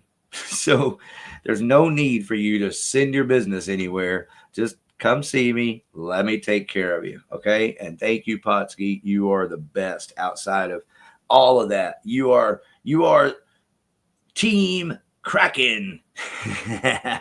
Potsky's so cool. We're talking about doing this Team Kraken thing. Next thing you know, he's got all the graphics made and is putting all this stuff together. I mean, just a really genuine, nice guy all the way over there on the other side of the world. So everybody be sure and go say hi to Potsky. And then also I want to give a shout out to Kurt. Kurt, thank you so much for being here tonight. That was really fun. I really enjoyed that. So thank you. And yes, it is that time of night. It's Wednesday, and sometimes, you know, you just gotta move some shit out the way, you know. And the best way I know how to do it, I'm slowing down and hesitating because I'm seeing Kill House and like all these good bands that I really want to play for you, you know. But once I hit play on this song, it's over because this is our last song for tonight. That's right. Sometimes you just gotta move shit right on out the way, like a bulldozer. My trespasser. We'll see y'all next Wednesday. Have a blast. Oh, we'll see you Saturday.